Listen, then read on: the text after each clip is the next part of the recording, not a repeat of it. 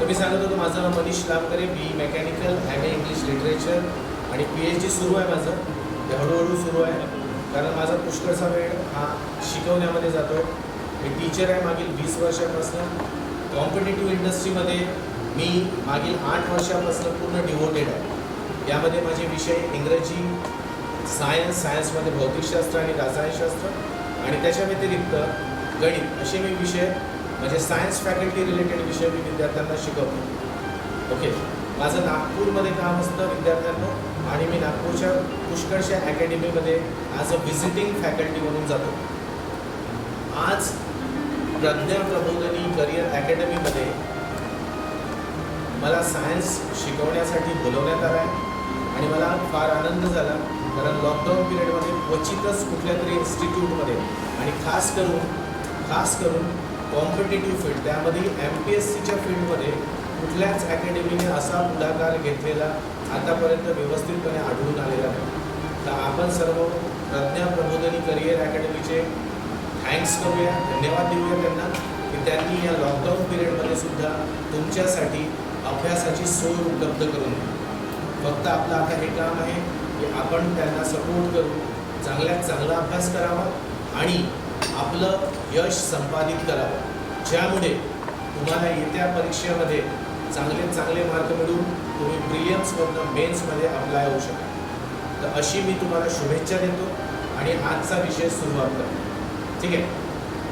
तर विद्यार्थी मित्रांनो, सायन्समध्ये सुरुवातीला आपण भौतिकशास्त्र या विषयाचं बद्दल बोलणार आहोत. म्हणजे सुरुवात आपली भौतिकशास्त्रापासून होते. तर असं म्हणतात की जे सायन्समध्ये भौतिकशास्त्र, रसायनशास्त्र आणि जीवशास्त्र आहे यामध्ये किंग ऑफ सायन्स असं इंग्लिशमध्ये टर्म आहे, आपली नाही युरोपियन टर्म्स आहे. King of science is physics. भौतिकशास्त्र हा सायन्सचा म्हणजे विज्ञानाचा राजा आहे असं म्हटलं जातं. ओके, मग याची क्वीन कोण असेल, याची राणी कोण असेल? तर भौतिकशास्त्राची राणी म्हणजे क्वीन आहे मॅथमॅटिक्स, गणित. लक्षात ठेवा, भौतिकशास्त्र गणिताशिवाय अपुरं आहे. जर गणित आपण भौतिकशास्त्रात इन्क्लूड नाही केले तर भौतिकशास्त्र अपूर्ण असतं विद्यार्थ्यांना. म्हणून माझं म्हणणं आहे की तुम्हाला भौतिकशास्त्र शिकताना गणिताचाही अभ्यास व्यवस्थित करावा, कारण इकडे भौतिकशास्त्र व्यवस्थित बनवायचं असेल तर त्याला सोबत लागतेच गणिताची. आणि तुम्हाला हेही माहीत आहे, तुमच्यापैकी पुष्कळ विद्यार्थ्यांनी या अगोदर MPSCमध्ये एक्झाम्स दिल्या असतील तर तुम्हाला असं दिसून पडलं असेल की त्या परीक्षेमध्ये जेवढे प्रश्न आयोग भौतिकशास्त्रावर विचारतो त्यापैकी अर्धे प्रश्न तर हमखास गणितच असतात, न्यूमरिकल्स असतात आणि ते न्यूमरिकल्स आपल्याला सोडवावे लागतात. तुम्हाला भौतिकशास्त्र या विषयात गणित हा इन्क्लूड करावाच लागेल, है ना. तर आपण आता भौतिकशास्त्राबद्दल बोलू. तर हा जो भौतिकशास्त्र आहे हे तुम्ही काही डेफिनेशन्स याच्या तुम्ही आपल्या पुस्तकांमध्ये वाचलेल्या असतील, नो डाऊट. पण आता मी तुम्हाला एक गोष्ट सांगतो की भौतिकशास्त्र या विषयाला आयोगाने वेटेज किती दिलं. तर तुम्ही मागच्या काही एक्झाम्सचा जरा आढावा घेतला तर तुम्हाला दिसतील की 15 प्रश्न हे सायन्स विषयावर डेफिनेटली दिसतात. 15 क्वेश्चन सायन्स विषयावर डेफिनेटली आयोगाच्या म्हणजे खास करून मी राज्यसेवेला टार्गेट करून म्हणतो 15 प्रश्न आम्हाला दिसतातच. यापैकी 5 क्वेश्चन्स हे खास करून तुम्हाला भौतिकशास्त्रावर दिसतील. 5 क्वेश्चन तुम्हाला भौतिकशास्त्रावर दिसतील. बरं, मग आता हे भौतिकशास्त्रावर जे 5 प्रश्न आहेत याच्यात अर्धे म्हणजे कधी 2 कधी 3 प्रश्न तुम्हाला न्यूमरिकल्स असतात भौतिकशास्त्रातले, जे आपण शाळेच्या कालावधीत म्हणजे 9वी 10वीमध्ये खास करून आपण अभ्यास करत होतो गणितांचा, म्हणजे फिजिक्समधले गणित. ओके, त्याच्यावर 2 ते 3 प्रश्न असतात, तर उरलेले ते प्रश्न थेरॉटिकल असतात. आता माझं ऑब्झर्वेशन असं पडलं भौतिकशास्त्र विषयाचा अभ्यास करताना किंवा विद्यार्थ्यांना शिकवताना की विद्यार्थ्यांना हे जे 5 प्रश्न जमवायचे आहे तर तोच विद्यार्थी 5 प्रश्न जमवू शकतो, म्हणजे त्याच्यावर तो हमखास करेक्ट उत्तर देऊ शकतो ज्याचे कन्सेप्ट फिजिक्सचे क्लिअर आहे. जर तुमचे फिजिक्सचे कन्सेप्ट समजते ना, लॉजिक्स जे काही असतील ते क्लिअर असतील तर तुम्ही भौतिकशास्त्राचे क्वेश्चन हार्डली 50 सेकंदात सॉल्व्ह करू शकता. मी 5ही प्रश्न म्हणतो. सपोज न्यूमरिकल थोडे टफ आहे तर आम्ही 1 ते 2 मिनटं घेऊ, पण 2 मिनटात तुम्ही भौतिकशास्त्राचे 5 क्वेश्चन आरामात निपटून घेऊ शकता. हा एक बॅक रेकॉर्ड आहे. पण त्याकरिता काय आहे, त्याकरिता तुम्हाला तुमचे फिजिक्समधले बेसिक कन्सेप्ट क्लिअर असायला हवं. आता हे जे कन्सेप्ट आहे, हा कन्सेप्च्युअल जे क्वेश्चन्स आपल्याला दिसत आहेत कुठे आयोगाच्या प्रश्नपत्रिकेत, कन्सेप्टवर आधारित क्वेश्चन्स, त्या कन्सेप्टवर आधारित क्वेश्चन्सला बघूनच आम्ही ठरवलं, म्हणजे फिजिक्स शिकवणाऱ्या टीचर्सनी ठरवलं आहे की विद्यार्थ्यांचे कन्सेप्ट क्लिअर करू. एकदा तुमचे कन्सेप्ट व्यवस्थित क्लिअर झाले की त्यानंतर तुम्हाला भौतिकशास्त्रात कधीही अडचण जाणार नाही.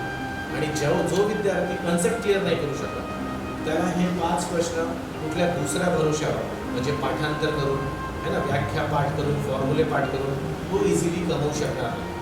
म्हणून आपण जेव्हा फिजिक्स शिकू विद्यार्थ्यांना, लक्षात एकच ठेवायचं की जे शिकवलं जात आहे त्याला समजण्याचा प्रयत्न करा, कॉम्प्रिहेंड करा, म्हणजे त्याचं आकलन करा, त्याच्यावर थोडंसं विचार विमर्श करा. मला प्रश्न विचारा, काउंटर क्वेश्चन विचारा, तुम्ही स्वतः एकमेकांमध्ये डिस्कस करा, पण तो जो कन्सेप्ट आहे तो कन्सेप्ट क्लिअर करण्याचा प्रयत्न करा. जर तुमचे कन्सेप्ट क्लिअर झाले तर मी तुम्हाला गॅरंटी देतो की 15 प्रश्नापैकी जे भौतिकशास्त्राचे 5 प्रश्न आहेत, म्हणजे 5 पेक्षा जास्ती असू शकतात, पण हे जेवढे प्रश्न असतील त्यामध्ये तुम्ही आरामात विदाऊट एनी एफर्ट्स, काहीही प्रयत्न न केल्याशिवाय तुम्हाला ते 5ही मार्क परफेक्ट लेवलवर भेटतील. ओके, तर असा हा पॅटर्न आहे आपल्या कुठला भौतिकशास्त्राचा. आता जर आपण पुढे जाऊ गेलो, आता जेव्हा भौतिकशास्त्र शिकायचं आहे तर शिकायचं कुठून? प्रश्न एक येते की मी स्टार्ट कुठून घेऊ, है ना, स्टार्ट करायचं कुठं? तर बघा, भौतिकशास्त्रामध्ये आपण पहिले तर हे बघू की आम्ही भौतिकशास्त्रात विचार कसला करतो, अभ्यास कसला करतो, काय आमचं टार्गेट काय भौतिकशास्त्रामध्ये, कशाबद्दल मला अभ्यास करायचा. तर याच्यामध्ये एक टर्म लक्षात, ती टर्म आहे द्रव्य. द्रव्यमध्ये इंग्लिशमध्ये आपण त्याला मॅटर म्हणतो. जेही आपल्या आजूबाजूला द्रव्य आहे, द्रव नाही, द्रव म्हणजे लिक्विड, आपण आता द्रव्य म्हणतो, द्रव्य म्हणजे मॅटर. सभोवताली जेही आपल्या सभोवताली मॅटर आहे म्हणजे द्रव्य आहे, याचाच अभ्यास आपण भौतिकशास्त्रात करतो. ओके, आता हे द्रव्य म्हणजे काय आणि याच्यावर अभ्यास करायचा म्हणजे काय अभ्यास करायचा आहे तर बघूया आपण. द्रव्य म्हणजे काय तर अशी गोष्ट, अशी कुठलीही गोष्ट ज्याला स्वतःचं वस्तुमान आहे आणि जो जागा व्यापतो, म्हणजे ज्याला स्वतःचं आकारमान आहे. इंग्लिशमध्ये आपण याला म्हणू की ज्याला स्वतःचं मास आहे आणि ज्याला स्वतःचं व्हॉल्यूम आहे. व्हॉल्यूम म्हणण्यापेक्षा मी त्याला ऑब्लिकमध्ये सांगतो की जो जागा व्यापतो, म्हणजे जो काय करतो, स्पेस घेतो. जर एखादी कुठलीही गोष्ट ज्याला वस्तुमान आहे म्हणजे मास आहे आणि आकारमान आहे किंवा जो जागा व्यापतो त्याला आपण द्रव्य म्हणतो. तर बघूया आपण द्रव्य काय. तर मला सांगा, हा पेन जो आहे याला वस्तुमान आहे का? आता तुम्ही वस्तुमान ही एक भौतिकशास्त्राची टर्म आहे ना, फिजिकल टर्म आहे, याच्याबद्दल आपण बोललेलो नाही आहे. तर आता सध्यापुरती तुम्ही वस्तुमानाला वजन समजा, सध्यापुरती, पण वस्तुमान वजन नसतो.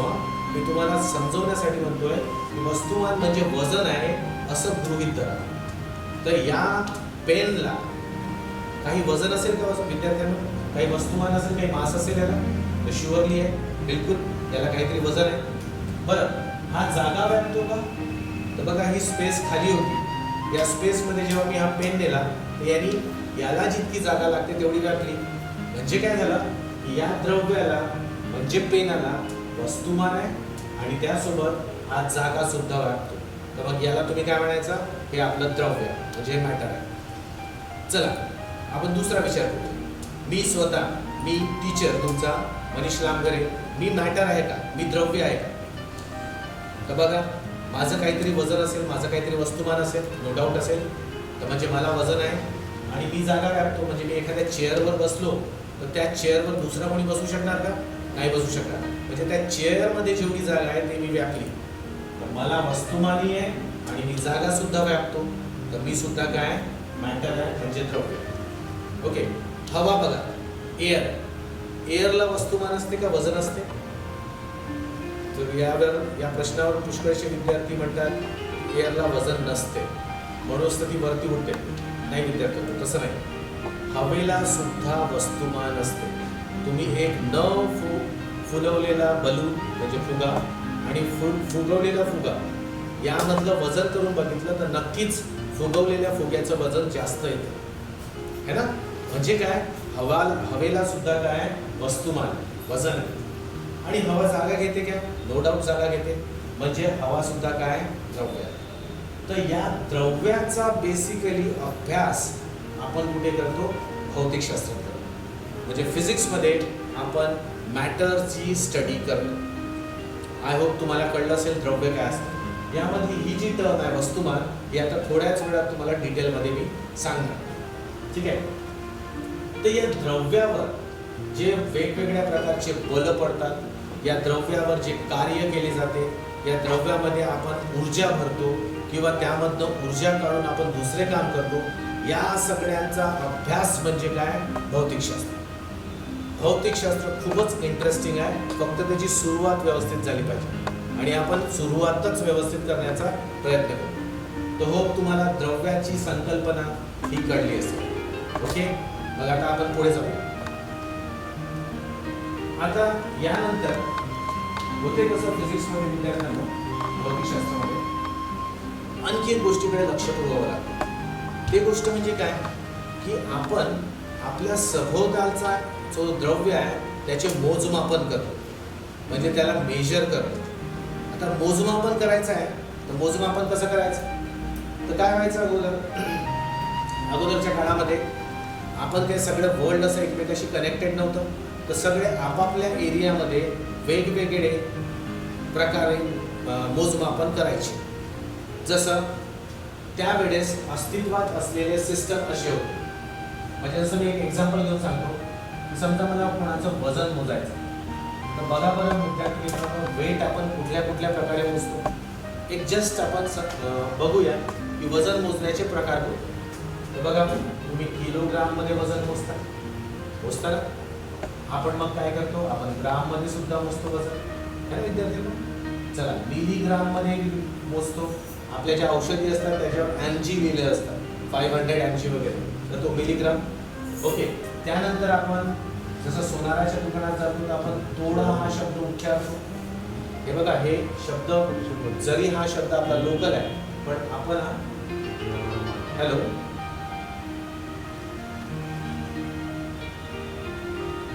बंद झालं होतं. ओके. अच्छा विद्यार्थ्यांनो, व्हिडिओ थोडा पॉज झाला होता, तर मी पुन्हा रिपीट करतो. ओके. आपल्याला जे सभोवताली आपल्या द्रव्य असते म्हणजे मॅटर असते, या द्रव्याला आपल्याला मोजायचं असते, मोजमापन असते. आता हे जे मोजमापन असते हे वेगवेगळ्या म्हणजे जगामध्ये वेगवेगळ्या ठिकाणी वेगवेगळ्या पद्धतीने केलं जात असेल. आता तुम्ही बघा, मी त्यामध्ये एक एक्झाम्पल घेतला की जर मला वजन मोजायचं आहे तर आपण किती प्रकारे वजन मोजू शकतो. तर वजन मोजण्यासाठी किलोग्राम हा एक युनिट आहे, ग्राम युनिट आहे, मिलीग्राम आहे. तोडा आपण सोनाराच्या दुकानात जातो तर तोड्यामध्ये वजन मोजतो ना. तुम्हाला आठवत असेल काड्यांच्या टालावर आपण मन हे वजन वापरायचो, है ना? ट्रक्स मध्ये माल भरताना टन हा वजन वापरतात. आता आणखी पुष्कळ सारे असतील जे पूर्ण जगामध्ये पसरलेले आहेत. आता होते कसं की काही कालांतराने म्हणजे मागच्या दशकात सगळं जग असं जवळ यायला लागलं. तर मग यांनी विचार केला की त्या तिकडे कोणी किलोग्राममध्ये वजन मोजतोय, कोणी ग्राममध्ये मोजतोय, कोणी वेगळ्या सिस्टममध्ये मोजतोय. तर ह्या सिस्टममध्ये वजन जेव्हा मोजलं जाते तर याच्यामध्ये काय होते की एकच प्रयोग जगाच्या वेगवेगळ्या ठिकाणी करणारे वेगवेगळे लोक फक्त मोजमापन पद्धती वेगवेगळ्या वापरतात आणि त्यांचे जे रिझल्ट्स येतात ते रिझल्ट्स वेगवेगळे दिसतात. म्हणजे प्रयोग एकच पण त्यांचे जे रिझल्ट येतात ते वेगवेगळे. म्हणून यांनी काय केलं की सगळ्या मोजमापन पद्धती कॅन्सल केल्या आणि एक विशिष्ट मोजमापन पद्धती इंटरनॅशनल लेवलवर, आंतरराष्ट्रीय लेवलवर ती मोजमापन पद्धती काय केली, कार्यान्वित केली. तर मग आता आम्हाला जेव्हा भौतिकशास्त्रामध्ये मोजमापन करायचं असते तर ते इंटरनॅशनल लेवलची जी पद्धती आहे त्या पद्धतीमध्ये सांगितलेल्या एककांच्या आधारेच आम्हाला काय करावं लागते, मोजमापन करावं लागते विद्यार्थी. तर मग कोणत्या आहेत त्या मोजमापन पद्धती? आपण 2-4 जे आपल्याला डिस्कस करायचे आहे त्या बघून घेऊया. तर सुरुवातीच्या काळामध्ये हे MKS अशी पद्धती वापरली जायची. याच्यामध्ये हा जो M आहे, हा M म्हणजे मीटर, हा K म्हणजे किलोग्राम आणि S म्हणजे सेकंद असा अर्थ व्हायचा. Metre, kilogram, second. मीटरने आपण काय मोजतो विद्यार्थ्यांनो? मीटरने आपण लांबी मोजतो. म्हणजे लांबीचं एकक MKS सिस्टम मध्ये आपण मीटर घ्यायचो. किलोग्राम हे वस्तुमान मोजण्यासाठी आहे, ज्याला आपण आता थोड्या वेळ पहिले वजन म्हटलं होतं. आणि सेकंद जे असतात त्याच्यासाठी ते कशासाठी आहे, तर वेळ मोजण्यासाठी. तर MKS सिस्टम मध्ये लांबी मोजण्यासाठी मीटर, वस्तुमान मोजण्यासाठी किलोग्राम आणि वेळ मोजण्यासाठी आपण सेकंद यांचा प्रयोग करायचो. अशाच वेळेस एक दुसरी पद्धती पण अस्तित्वात होती, ती होती CGS. CGS मध्ये C कशासाठी असतो, तर तो आहे सेंटीमीटरसाठी. G कशासाठी असतो, तो आहे ग्राम मोजण्यासाठी. जे ग्राम असतं ते मोजतो कशासाठी आपण वापरतो ग्राम, तर वस्तुमान मोजण्यासाठी आणि परत हे वेळ मोजण्यासाठी. ओके. मग आणखी एक सिस्टम अस्तित्वात होती. ही सिस्टम युरोपात वापरली जायची. ही आहे FPS सिस्टम. FPS मोजन प्रणाली. ओके. आता या FPS सिस्टम मध्ये हा जो F आहे, हा F कशासाठी आहे, तर याला आपण फूट म्हणतो. FWT फूट. आपण नाही का आपण आपली हाईट फूट मध्ये मोजतो किंवा आपला प्लॉटचा एरिया वगैरे मोजायचा असेल तर स्क्वेअर फूट म्हणतो आपण, है ना, तो फूट आहे. P हा पाऊंड आहे. पाऊंड हा वजन मोजण्यासाठी म्हणजेच वस्तुमान मोजण्यासाठी वापरला जायचा. आणि S जो आहे हा मोजला जायचा, हा सेकंद असायचा आणि हा वेळ मोजला जायचा. म्हणजे इथे प्रत्येक ठिकाणी तुम्ही बघा, लांबीसाठी, वस्तुमानासाठी आणि वेळेसाठी. इथे सुद्धा लांबीसाठी, वस्तुमानासाठी आणि वेळेसाठी. तर असे हे वेगवेगळे सिस्टम जगाच्या वेगवेगळ्या कोपऱ्यामध्ये वापरले जायचे. आता व्हायचं काय की याच्यामुळे प्रयोग एकच असला तरी गुंतागुंती व्हायची. म्हणून इंटरनॅशनल लेवलवर 1961 मध्ये सगळ्या सिस्टमला सोडण्यात आलं आणि एक नवीन सिस्टम घेण्यात आली. ती सिस्टम आहे SI. याला असं वाचन करायचं असतं, system of international. System of international थोडा फ्रेंच टोनिंग आहे, किंवा तुम्ही याला असं म्हणू शकता, इंटरनॅशनल सिस्टम ऑफ युनिट्स. म्हणजे एककाचा आंतरराष्ट्रीय प्रकार असं म्हणतो. आंतरराष्ट्रीय लेवलवर एकक या पद्धतीमध्ये मोजले जातात. ठीक आहे. म्हणजे आता जेव्हा आपण यापुढे जेव्हा कधीही आपण कुठल्याही द्रव्याला मोजमापन करू तर स्टँडर्ड कोणतं राहील, तर स्टँडर्ड राहील SI सिस्टम, है ना. तर या मोजमापन पद्धती मी तुम्हाला याच्यासाठी थोडक्यात सांगितल्या. त्यानंतर आपण याच्यावर डिटेल एक अर्धा तास डिस्कशन करणार आहोत नंतरच्या क्लासमध्ये. पण याचा आता थोडा अधिक उपयोग आपल्याला घेणार आहे. तर आता तुम्हाला हे कळलं असेल असं गृहीत धरतो मी आणि पुढच्या टॉपिकला हात लावतो. ओके. चला. तर यामध्ये एक सांगायचं राहिलं विद्यार्थ्यांनो, यामध्ये SI सिस्टम आणि CGS सिस्टम या दोन सिस्टमला धरूनच आपण पुढच्या गोष्टींचा विचार करू. आपण FPS आणि MKS याबद्दल बोलणार नाही, कारण यांच्यावर परीक्षेत प्रश्न दिसतात आपल्याला. ओके. तर ते मी सांगणार आहे.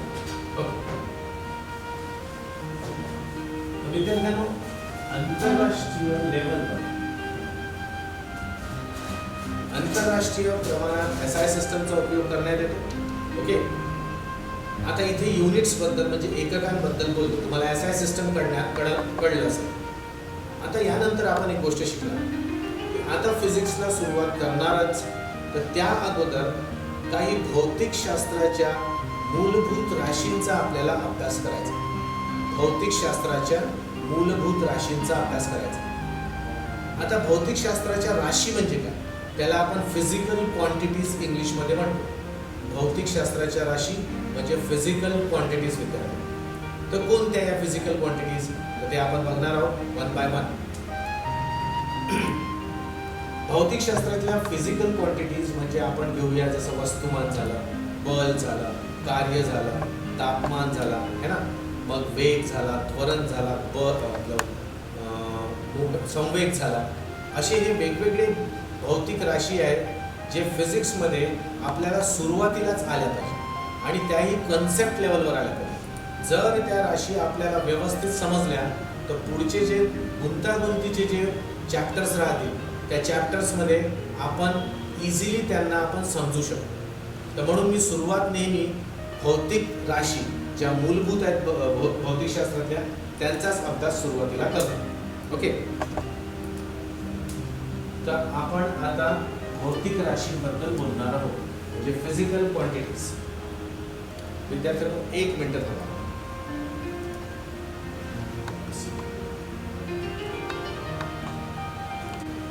चला,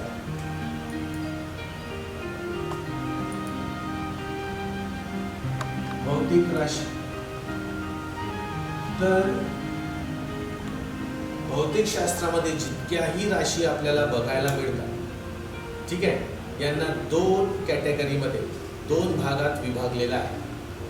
दोन भागात विभागलेला आहे. पहिली राशी आहे अदिश आणि दुसरी राशी आहे सदिश. अदिश राशी व सदिश राशी. अदिश म्हणजे इंग्लिशमध्ये स्केलर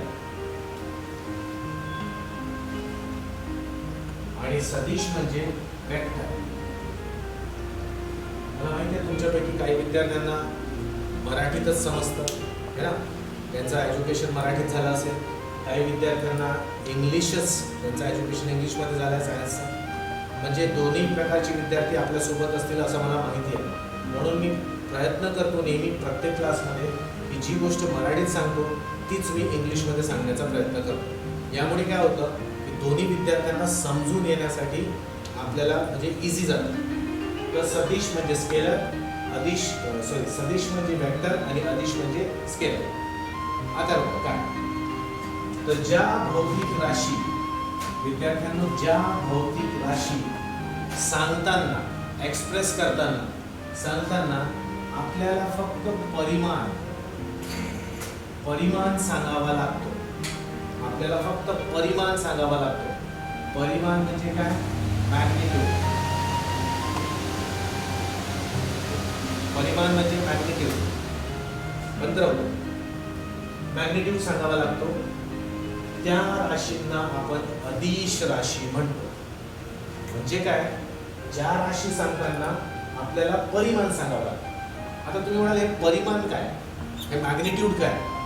जसं फॉर एक्झाम्पल सांगतो मी तुम्हाला, जसं मी म्हटलं की आजचं तापमान म्हणजे आजचं टेम्परेचर समजा 35 डिग्री सेल्सिअस, 35 डिग्री सेल्सिअस. तर ही जी टर्म सांगतोय मी, ही जी राशी सांगतोय 35 डिग्री सेल्सिअस, हे 35 डिग्री सेल्सिअस या तापमानाचा काय आहे, परिमाण म्हणजे मॅग्निट्यूड. जसं फॉर एक्झाम्पल मी तुम्हाला म्हटलं आज मी घरून येताना, नाही तर असं घ्या, फॉर एक्झाम्पल आपण दुसरी एक राशी घेऊया. पहिले मी हे सांगून देतो सदिश, त्यामुळे तुम्हाला डिफरन्स कळेल. सदिश राशी, आता सदिश राशी अशी की जी सांगताना आपल्याला परिमाण तर सांगावंच लागतं, पण त्यासोबत आपल्याला दिशा सुद्धा सांगावी लागते. म्हणजे मॅग्निट्यूड तर असतेच, पण त्यासोबत आपल्याला डायरेक्शन पण सांगावी लागते, दिशा सुद्धा सांगावी लागते. म्हणजे दिशा आणि परिमाण हे मिळून जी राशी बनते त्याला आपण सदिश राशी म्हणतो, है ना. आता कसं, फॉर एक्झाम्पल तुम्ही ही टर्म ऐकली असेल, चाल. चाल म्हणजे काय, तर चाल म्हणजे स्पीड. जसं मी तुम्हाला सांगितलं, मी म्हटलं की विद्यार्थ्यांनो आज मी घरून निघालो आणि 50च्या गतीने आपली गाडी पळवली, तर मी तुम्हाला काय सांगतोय, मी 50 किलोमीटर प्रति तास असं बोलतोय. तर हे जे 50 किलोमीटर प्रति तास आहे हे आहे या चालचं परिमाण, स्पीडचा मॅग्निट्यूड आहे. ओके, 50 किलोमीटर प्रति तास. आता मी हे जेव्हा सांगितलं, मी तुम्हाला दिशा सांगितली का, मी घरून निघालो म्हटलं, मी कोणत्या दिशेने गेलो असं काही सांगितलं नाही. तर मग दिशा सांगितली नाही, तर मग ती जी राशी आहे तिला मी चाल म्हणतो, म्हणजे स्पीड म्हणतो. पण आता मी एक दुसरं वाक्य म्हणतो, आज मी घरून निघताना म्हणजे ट्युशन करता येताना मी गाडी 50च्या स्पीडने 50च्या गतीने चालवली. आता बघा मी इथे 50 किलोमीटर प्रति तास असा तर बोललोच, पण त्यासोबत बघा मी आणखी एक गोष्ट सांगितली तुम्हाला. काय, मी कुठून आलो विद्यार्थ्यांनो, घरून कुठे आलो, क्लासला. आता घरून क्लासला येणे म्हणजे हे काय सांगतोय मी तुम्हाला, तर हे इनडायरेक्टली मी तुम्हाला दिशा सांगतो, डायरेक्शन सांगतो. म्हणजे मी या परिमाणाने या दिशेने निघतो. आता इथे परिमाणही दिसते आणि दिशा पण दिसते, तर परिमाण आणि दिशा मिळून आता हे जे बनेल हे बनेल सदिश, म्हणजे वेक्टर बनेल आणि याचं नाव पडतं मग वेग. जेव्हा आपण वेग सांगतो विद्यार्थ्यांनो, तेव्हा आपण परिमाणासकट दिशा सुद्धा सांगतो, आणि जेव्हा आपण फक्त परिमाण सांगतो तेव्हा ते चाल असते, है ना.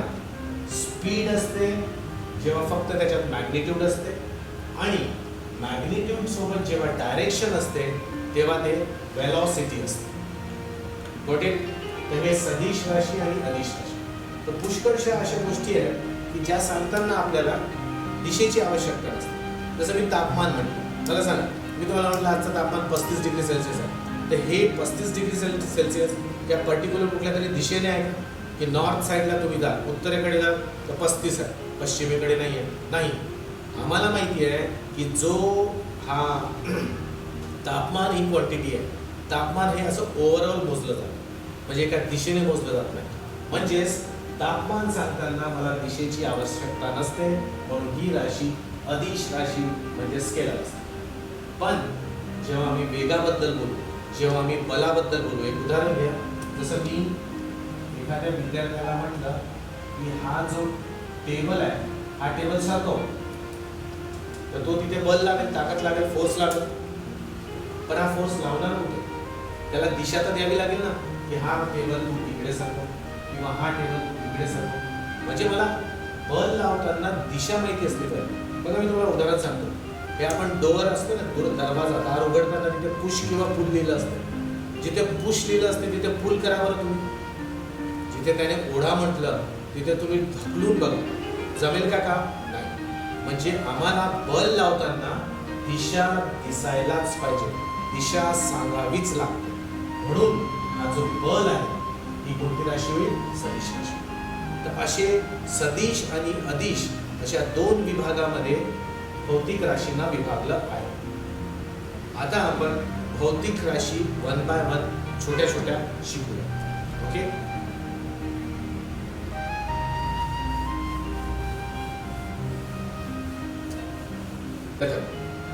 आता पहिली भौतिक राशी होती, सुरुवातीची एकदम सर्वात पहिली भौतिक राशी आहे, तिला आपण म्हणतो वस्तुमान. वस्तुमान याला इंग्लिशमध्ये म्हणतात मास. इंग्लिशमध्ये याला आपण म्हणतो मास. आता बघा हे मास काय असतं, सिंपलशी गोष्ट आहे. याला की वजनाशी पुष्कळशी विद्यार्थी कन्फ्यूज करतात. वजन म्हणजे वस्तुमान नव्हे. ओके, वजन म्हणजे वस्तुमान नव्हे. तर मग वस्तुमान काय, तर कुठलंही द्रव्य घ्या, हे द्रव्य कुठल्या तरी मटेरियलनी बनलेलं असेल. जसं हा पेन दिसतोय तुम्हाला, हा पेन प्लास्टिकने बनलेला आहे ना, आतून बाहेरून प्लास्टिक दिसतं. हे जे प्लास्टिक आहे हे या पेनमध्ये हे जे प्लास्टिक भरलं आहे हे किलोग्राममध्ये सांगणं, किलोमध्ये सांगितलं, म्हणजे हे जे मटेरियल आहे हे किती भरलेलं आहे हे किलोग्राम मध्ये सांगितलं, त्यालाच आपण काय म्हणतो, वस्तुमान. म्हणजे आपण म्हणू की पदार्थातील द्रव्य संचयनाला, पदार्थात जे काही मटेरियल भरलाय ते किलोग्राम मध्ये सांगणं म्हणजे त्या वस्तूचं वस्तुमान सांगणं. फॉर एक्झाम्पल, आता हा मोबाईल घ्या, हा मोबाईल आहे, हा मोबाईल जो आहे हा कुठल्या तरी वस्तूने बनलेला आहे, याच्यात सर्किट्स आहेत, जे काही असेल मटेरियलच आहे ना याच्यात, हे मटेरियल किती किलोग्राम आहे हे सांगणं म्हणजे काय, त्याचा वस्तुमान सांग. तर पदार्थामध्ये जे द्रव्य संचय झालेला आहे, जे मटेरियल भरून ठेवलं आहे त्याला किलोग्राम मध्ये सांगितलं जाते, त्यालाच आपण वस्तुमान म्हणतो. ओके, मग वस्तुमान मोजायचा कसा, तर वस्तुमान मोजण्यासाठी तुम्हाला सिंपलचं माहिती आहे की आपण सिस्टम ठरवली आहे एसआय सिस्टम मध्ये वस्तुमानाला किलोग्राम मध्ये मोजलं जातं. तसेच सीजीएस सिस्टम मध्ये त्याला आपण कशात मोजतो विद्यार्थ्यांनो, त्याला आपण ग्राम मध्ये मोजतो. ठीक आहे, सिंपल. पदार्थातील द्रव्यसंचय म्हणजे वस्तुमान है ना, मॅटर किती भरलेला आहे, किती मटेरियल भरलं आहे ते सांगणं म्हणजे वस्तुमान सांगणं होय. मास सांगणं, मास मोजायचा कसा, एसआय सिस्टम मध्ये घेतला किलोग्राम मध्ये, सीजीएस मध्ये घेतला तर ग्राम. Hope you understood. दुसरी फिजिकल क्वांटिटी, वस्तुमानाला आपण पुन्हा एकदा भेट देणार आहोत जेव्हा वजन ही क्वांटिटी शिकवली जाईल, वजन ही राशी शिकवू ना आपण, वेट, त्यावेळेस आपण पुन्हा वस्तुमान एकदा डिस्कशनला घेऊ, कारण त्याच्यावर आयोगाने एक प्रश्न विचारला होता. ओके, थोडा फिरवलेला प्रश्न होता पण तो आपण डिस्कस करूया. दुसरी राशी ती आहे घनता. घनता म्हणजे डेन्सिटी. आता घनता म्हणजे काय, घनता म्हणजे काय, घनता म्हणजे काय विद्यार्थ्यांना, तर दिलेल्या म्हणजे दिलेल्या आकारमानामध्ये, दिलेल्या आकारमानामध्ये, म्हणजे फॉर एक्झाम्पल मी तुम्हाला डायग्रामॅटिकली सांगतो. बघा, सपोज करा हे दोन डबे आहेत, हे दोन डबे सारख्याच आकारमानाचे आहेत, सारखाच आकारमान. आकारमान म्हणजे काय, आकारमान म्हणजे इंग्लिशमध्ये त्याला आपण व्हॉल्यूम म्हणतो, त्याला इंग्लिशमध्ये आपण व्हॉल्यूम म्हणतो. व्हॉल्यूम म्हणजे काय, या डब्याच्या आतमधली जागा, या दोन्ही डब्याच्या आतमध्ये समान, डब्याचा आकार आतमध्ये समान जागा आहे, म्हणजे या दोघांचा आकारमान समान आहे असं आपण गृहीत मानू. आता समजा यामध्ये मी काही वस्तू टाकली, पावडर वगैरे, याच्यात मी पावडर टाकतो. इथे समजा मी 5 किलो पावडर टाकली, या डब्यामध्ये 5 किलो पावडर आहे, आणि या डब्यामध्ये समजा मी दाबून 8 किलो पावडर भरली. आता हे 5 किलो काय, तर त्या डब्याच्या आतमध्ये असलेल्या वस्तूचा वस्तुमान, इथे सुद्धा वस्तुमान किती आहे, 8 किलो आहे. म्हणजे समान आकारमानात इथे जास्ती वस्तुमान दिसते व इथे कमी वस्तुमान दिसते ना. आकारमान दोघांचं सारखं आहे, पण इथे आम्हाला काय दिसते, इथे जास्ती वस्तुमान भरलेलं आहे, इथे जास्ती मटेरियल आहे आणि इथे कमी मटेरियल आहे. तर मग जेव्हा दिलेल्या आकारमानामध्ये जास्त मटेरियल भरलेलं असेल तर याला आपण काय म्हणणार, याची घनता काय, घनता जास्त आहे, आणि याची घनता काय, याची घनता ही याच्या कंपॅरिझन मध्ये काय, कमी. तर घनता कशी डिफाइन करायची, मला घनतेची व्याख्या काय द्यायची, तर दिलेल्या आकारमानामध्ये किती वस्तुमान भरलेलं आहे, दिलेल्या व्हॉल्यूम मध्ये किती मास भरलेला आहे ते सांगणे म्हणजेच काय, सांगणे घनता. तसंही तुम्हाला माहिती आहे की जे आपण सॉलिड लिक्विड गॅसेस म्हणतो है ना, स्थायू, द्रव आणि वायू, तर स्थायूमध्ये मटेरियल जास्ती भरलेलं असतं है ना, त्याचे जे अणू रेणू असतात ते खूप जवळ असतात, म्हणून मटेरियल जास्त असते. तर स्थायूची घनता नेहमी काय असते, जास्त असते कोणापेक्षा, द्रव म्हणजे लिक्विड किंवा वायू म्हणजे गॅसपेक्षा है ना.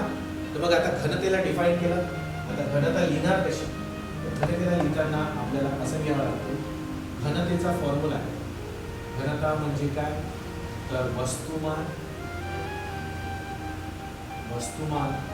भागिला आकारमान. वस्तुमान भागिला आकारमान. म्हणजे इंग्लिशमध्ये density is equals to mass upon volume. Okay, symbols आहेत विद्यार्थ्यांचे. घनतेचा सिम्बॉल हा आहे, ज्याला आपण रो म्हणतो, रो. वस्तुमानाचा सिम्बॉल एम आहे आणि आकारमान छोट्या व्ही ने दाखवतो, छोट्या व्ही ने. हा असा फॉर्म्युला मांडावा लागतो, हा फॉर्म्युला. ओके, आता याचे आपण एकक काढू. एकक काढू. मला सांगा वस्तुमानाचं एसआय एकक काय? ते किलोग्राम. आणि घनतेचं एकक काय? घनतेचं घनता नाही, आकारमानाचं एकक काय? व्हॉल्यूमचं एकक काय? तर ते असते मीटरचा पॉवर 3 है ना. मीटरचा घन असं म्हणतो ना आपण, मीटर क्यूब. तर मग घनतेचं एसआय एकक होईल विद्यार्थ्यांनो काय? केजी पर मीटर क्यूब है ना. आणि सीजीएस काय होईल त्याचं? सीजीएस होईल ग्राम पर सेंटीमीटर क्यूब. ग्राम पर सेंटीमीटर क्यूब. चला, हे दुसरी फिजिकल क्वांटिटी सुद्धा संपवण्यात आली. एक second. I hope you understood. तुम्हा सर्वांना कळलं असेल आकारमान काय असते.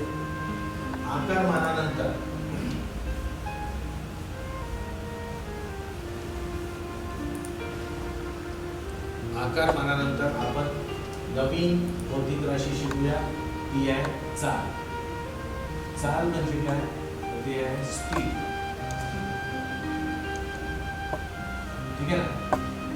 ही राशी अदिश राशी आहे. ही राशी सुद्धा अदिश होती आणि ही सुद्धा अदिश राशी. म्हणजे जेव्हा मी कोणाचं वस्तुमान सांगतो, कोणाची घनता सांगतो, तर मला दिशेची आवश्यकता नसते. मला फक्त काय हवं असते? परिमाण म्हणजे मॅग्निट्यूड आवश्यक असते. आता चाल बघू. स्पीड काय? तर स्पीड बघा. सपोज करा हा नागपूर आहे आणि नागपूरवरून एक कार अमरावतीला जाते. नागपूरवरून एक कार अमरावतीला जाते. तर नागपूर ते अमरावती अंतर समजा किती आहे? 150 किलोमीटर. आणि ही कार नागपूर ते अमरावती जायला 3 तास आहे. ठीक आहे. तर मग मला सांगा, हे 150 किलोमीटर काय? अंतर आहे, हे डिस्टन्स. आणि हे 3 तास काय? वेळ आहे. म्हणजे काय? टाइम. वेळ आणि टाइम. मग या कारची चाल जी नागपूरवरून अमरावतीला चालली, त्या चालीला आपण डिफाईन कसं करू? जात आहे अंतर भागिला वेळ. अंतर भागिला वेळ म्हणजे आपण कसं लिहू? स्पीड इज इक्वल्स टू अंतरसाठी डी आणि वेळेसाठी डी. हा एक सिम्बॉल झालाय. तर हा तुम्हाला फॉर्म्युला माहिती आहे. फक्त मला सांगायचं आहे याचं एकक. याचं एकक जे आहे एसआय मध्ये येतं काय? अंतर कशात मोजतो आपण? अंतर मोजतो आपण किती? कशामध्ये? मीटर. वेळ कशात मोजतो आपण? वेळ मोजतो आपण सेकंद. तर याचं येईल मीटर प्रति सेकंड. हे एसआय एकक आहे. कशाचं?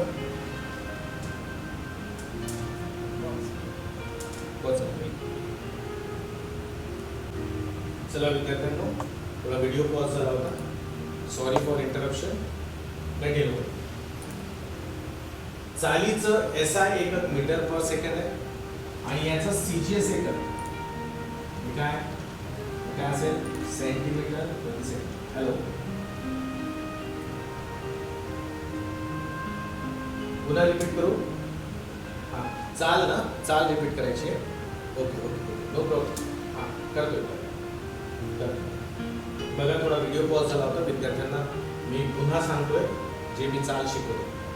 चाल म्हणजे काय? स्पीड. ही एक अदिश राशी. हा, हे विसरायचं नाही. अदिश राशी. एखादा सोपा प्रश्न आयोगाला टाकायचा असेल ना, तर तो अशा याच्यावर टाकून देऊ शकतो. मी एक सांगितलं की नागपूर ते अमरावती अंतर 150 किलोमीटर आहे आणि एक कार नागपूरवरून अमरावतीला निघाली, 3 तासात ती पोहोचते. आता हिची चाल काढ. तर चाल काढताना चाल कशी काढायची? तर चाल काढताना आपण काय म्हणतो? अंतर भागिला वेळ घ्यायचा. अंतर भागिला वेळ. आता मी या केसमध्ये अंतर घेतो. म्हणजे चाल काढायची आहे मला.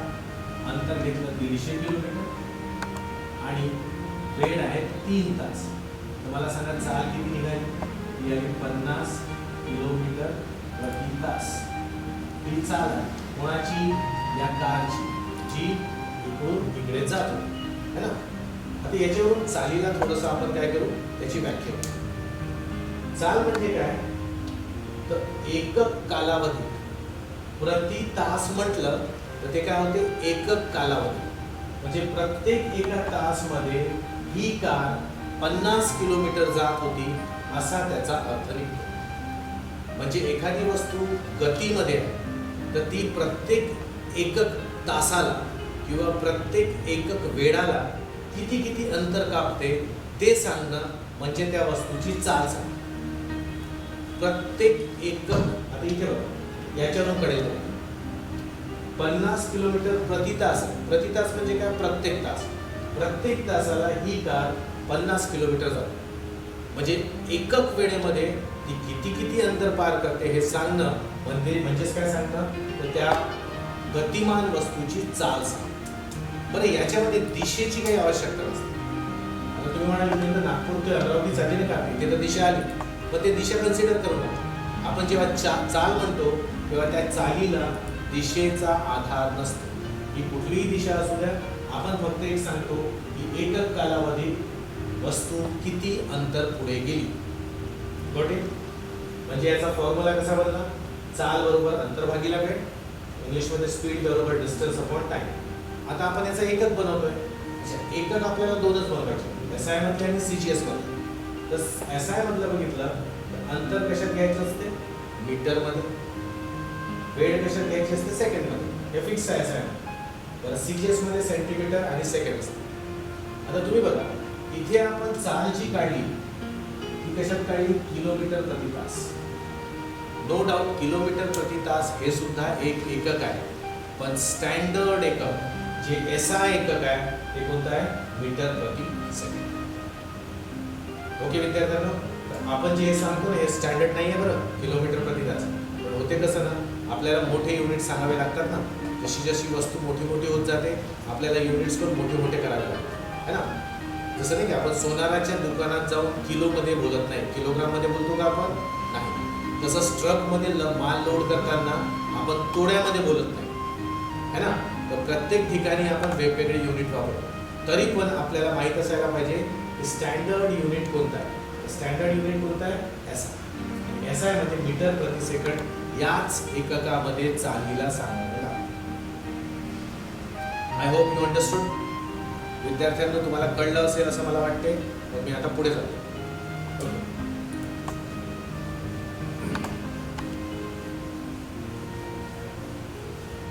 त्यानंतरची भौतिक राशी आहे ती आहे विस्थापन. ती आहे भौतिक राशी विस्थापन. विस्थापन म्हणजे डिस्प्लेसमेंट. विस्थापन म्हणजे डिस्प्लेसमेंट. ठीक आहे विद्यार्थ्यांनो. आता डिस्प्लेसमेंट ह्या खूप इम्पॉर्टंट आहे. इथून थोडंशा किचकट राशी सुरू होती. विस्थापन म्हणजे डिस्प्लेसमेंट. तर बघूया हे काय असतं. सपोज करा तुमचं घर इथे आहे आणि तुमचं ट्युशन क्लास इथे आहे. हा तुमचा क्लास आहे. आता तुम्ही जेव्हा घरून निघता आणि क्लासपर्यंत पोहोचायचं असते आपल्याला, तर आपण बाय रोड जातो ना, आपण बाय एरोप्लेन तर जात नाही. सपोज करा इथून आपण निघालो, हा एक रोड आहे आणि मग हा असा रोड. मला घरून ट्युशनला पोहोचण्यासाठी असं जावं लागतं. असा अंदाज घेऊ की हे अंतर आहे 200 मीटर आणि हे अंतर आहे किती? हे घेऊन घ्या 300 मीटर. असं एक अंदाजाने घेतलं. तर जेव्हा एक विद्यार्थी इथून आपल्या क्लासमध्ये पोहोचला तेव्हा त्याने किती अंतर कापलं? त्याने हे 200 आणि हे 300 म्हणजे टोटल 500 मीटर अंतर कापलं. म्हणजे तो 500 मीटर अंतर कापून घरून ट्युशनवर पोहोचला. ठीक आहे. आता दुसरी गोष्ट येते की हा जेव्हा सुरुवातीला घरी होता आणि याची अंतिम स्थिती ट्युशन आहे, क्लास आहे, तर हा आपल्या घरापासून ट्युशन पर्यंत किती सरकला? सरकला म्हणजे किती विस्थापित झाला, किती जागा याने विस्थापित केली. म्हणजे सुरुवातीचं कंडिशन आणि शेवटची जी कंडिशन आहे, सुरुवातीची स्थिती आणि शेवटची स्थिती यामधलं डायरेक्ट अंतर म्हणजेच काय, त्या विद्यार्थ्याचं घरून त्या क्लासपर्यंत झालेलं विस्थापन. ठीक आहे, त्या घराघरून क्लासपर्यंत झालेलं विस्थापन, सुरुवातीची स्थिती आणि अंतिम स्थिती यामधलं सरळ रेषेतील अंतर हेच त्याचं विस्थापन असतं. म्हणजे आपण असं समजू की हे कदाचित 400 असेल, 400 मीटर अंदाजाने, तर आपण म्हणू की हा विद्यार्थी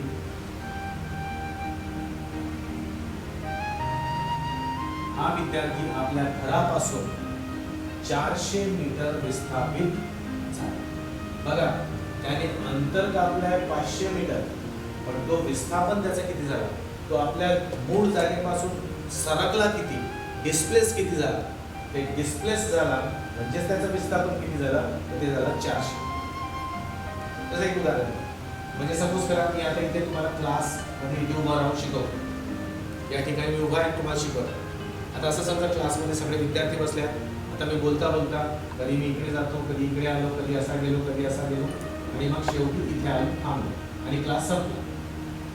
तर मी अंतर किती कापलं, हे सगळं हे किचकट अंतर मी कापलं, पण माझं विस्थापन सुरुवातीची स्थिती आणि अंतिम स्थिती याच्यामध्ये किती झाला, म्हणजे सरळ रेषेतील अंतर काढलं. तर माझं विस्थापन फक्त एवढं आहे, पण माझं अंतर बघा किती जास्त आहे ना. आणखी एक स्थिती बघा, एक विद्यार्थी सकाळी रनिंगसाठी येतो आणि तो असा गोल रनिंग करून परत आपल्या जागी परत, म्हणजे जिथून सुरुवात केली त्याने तिथून तो गोल फिरत फिरत आला आणि इथे येऊन परत त्याच ठिकाणी थांबला. आता बघा, त्याने अंतर किती कापलं, तो असा गेला गोल फिरला. तर या वर्तुळाचं जितकं काही परिघ असेल, म्हणजे या सर्कलचं जितकं काही सर्कम्फरन्स असेल, एवढं सर्कम्फरन्स तो धावला. म्हणजे त्याचं अंतर किती झालं, तर ते परिघाचा फॉर्म्युला आपल्याला माहिती आहे, 2πr आहे ना. परिघाचा फॉर्म्युला म्हणजे सर्कम्फरन्सचा फॉर्म्युला आपल्याला 2πr माहिती आहे ना.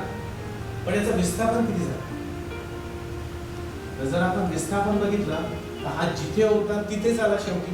तर हा विस्थापित झाला नाही, म्हणजे याने 0 विस्थापन केले. याचा डिस्प्लेसमेंट किती झाला, 0 झाला. मग याच्यात एक गोष्ट लक्षात ठेवायची विद्यार्थी, कशी गोष्ट आहे ती, की विस्थापन अंतरापेक्षा एक तर कमी राहील किंवा अंतराहित करेल. विस्थापन नेहमी अंतरापेक्षा काय राहील, कमी राहील किंवा अंतराहित करेल. जसं अंतराहित कसं राहील मी तुम्हाला सांगतो. एखादी व्यक्ती सरळ रेषेत असा चालला, म्हणजे समजा 100 मीटर. आता इथून इथपर्यंत त्याने कापलेले अंतर आहे, मी काय म्हणणार, अंतर किती आहे, अंतर आहे 100 मीटर. आणि तो विस्थापित किती झाला, सुरुवातीची स्थिती आणि अंतिम स्थितीमधलं अंतर डायरेक्ट अंतर किती आहे, ते सुद्धा किती आहे, 100च आहे. विस्थापन सुद्धा किती होईल, 100 मीटरचं होईल. तर एक गोष्ट लक्षात ठेवायची, एका परीक्षेतला हा प्रश्न होता की विस्थापन आणि अंतर म्हणजे कसं, विस्थापन तिथे ऑप्शन्स होते की अंतरापेक्षा जास्त असू शकते, अंतरापेक्षा कमी असू शकते, अंतरा इतकं असू शकते, किंवा एक्सेट्रा एक्सेट्रा असं होतं. आणि मग ते ABC असे ऑप्शन चूज करायचे. विस्थापन कधीही अंतरापेक्षा जास्त राहत नाही. विस्थापन एक तर अंतरा इतकंच असते किंवा विस्थापन अंतरापेक्षा कमी असते. ही गोष्ट लक्षात ठेवायची. विस्थापन ऑलवेज नेहमी अंतरापेक्षा काय राहील, एक तर कमी राहील, नाही तर तेवढंच राहील जेवढं अंतर आहे, पण ते अंतरापेक्षा कधीच जास्त होणार नाही. गॉट इट विद्यार्थ्यांनो, आय होप तुम्हाला कळलं असेल. अच्छा, विस्थापन ही सदिश राशी आहे, वेक्टर आहे. विस्थापन सांगताना तो विस्थापित झाला म्हणून मला डायरेक्शन सांगावी लागेल, दिशा सांगितल्याशिवाय मी विस्थापन सांगू शकत नाही. अंडरस्टूड विद्यार्थ्यांनो, ठीक आहे. मग यानंतर दुसरी फिजिकल क्वांटिटी घेऊया.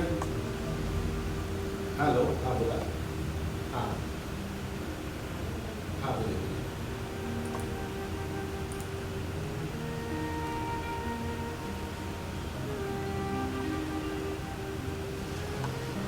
हाँ, मैं आपको इसको हिंदी में बताऊँ या मराठी में चलूँगा. एक प्रश्न आला आहे की आम्हाला जेव्हा अंतर ही राशी आहे तर मग आम्ही कशाला विस्थापन नवीन काढली राशी? अंतराने भागत नव्हतं का, है ना? आता तुम्हाला याचं उत्तर सांगण्यासाठी ज्यांनी हा प्रश्न विचारला असेल, हा प्रश्न याचं उत्तर देण्यासाठी मी सांगतो की आम्ही याच्यानंतर एक राशी शिकणार आहोत, वेग. हा जो वेग आहे, हा वेग आपण कसा काढतो? वेग विस्थापनाला धरून काढलेला असतो, ठीक आहे? आणि विस्थापन नेहमी काय असतं? विस्थापन आपण एक बॉडी, कोणती बॉडी म्हणजे एक वस्तू आपल्या स्वतःच्या जागेवरून सुरुवातीच्या शेवटच्या जागेवर पोहोचत आहे, तर तिची परिस्थिती जी बदलत आहे, तिची जी स्थिती बदलत आहे, त्याला धरून आपल्याला वेग सांगावा लागेल. अच्छा, ही बॉडी अशी पण जाऊ शकते, हा अंतर आहे. तर हा अंतराला धरून जेव्हा आपण सांगतो तेव्हा आपण चाल सांगत असतो, आणि जेव्हा आपण विस्थापनाला धरून सांगतो तेव्हा वेग सांगतो. तर वेग सांगायला आणि त्याच्यानंतर आणखी एक भौतिक राशी आहे त्वरण. त्वरण सांगायला आम्हाला विस्थापनाचा आधार घ्यावा लागतो, आणि म्हणूनच विस्थापन एक नवीन टर्म आम्हाला वापरण्यात म्हणजे कसं ना अभ्यासाला आहे. कारण जर आपण विस्थापन नाही घेतलं तर वेग बद्दल माहिती काढू नाही शकणार, आणि त्यानंतर त्वरणाबद्दलही माहिती काढू. हॅलो हॅलो त्वरणला ॲक्सेलरेशन म्हणतो. ॲक्सेलरेशन, त्वरण म्हणजे ॲक्सेलरेशन. म्हणजे असं समजा तुम्ही हे एक कसं आहे ना, हा एक मिनिट. हा जो आता वेग म्हणजे वेलॉसिटी, त्यानंतर त्वरण म्हणजे काय? ॲक्सेलरेशन. आणि आम्ही आता शिकतोय विस्थापन म्हणजे डिस्प्लेसमेंट. लक्षात घ्या, या विस्थापनाने आपण वेग काढला आणि या वेगाने आपण त्वरण काढलं.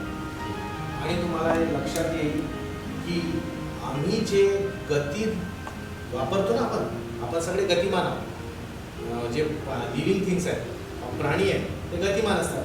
आणि आपण जेव्हाही गतीत असतो तर 99% गती आपली त्वरणयुक्त गती असते, म्हणजे ॲक्सेलरेशन असते. तर या टर्म्सला आपल्याला म्हणजे काढण्यासाठी किंवा याचा वापर करण्यासाठी विस्थापन आपल्याला डिफाईन करावंच लागतं. Got it? आय होप तुम्हाला ह्या बेसिक डिफरन्स कळला असेल. पुन्हा कुणाला प्रश्न असतील तर सांगा, आपण उत्तर देऊ. चॅटमध्ये काही प्रश्न विचारले आहेत तर ते थोडं बघू द्या मला.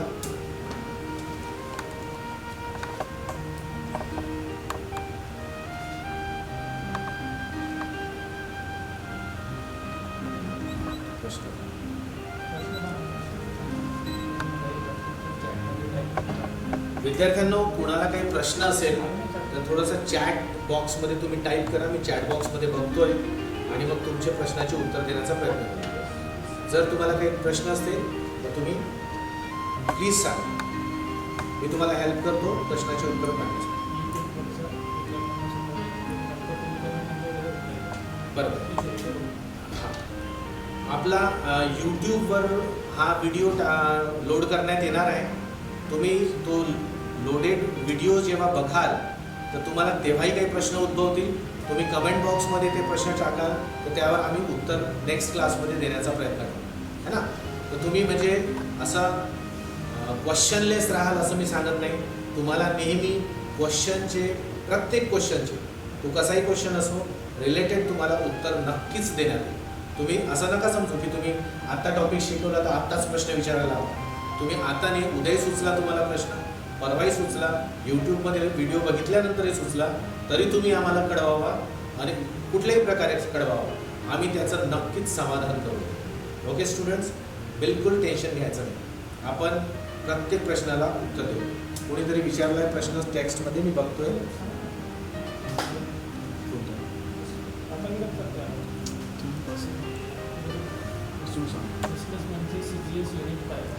हां,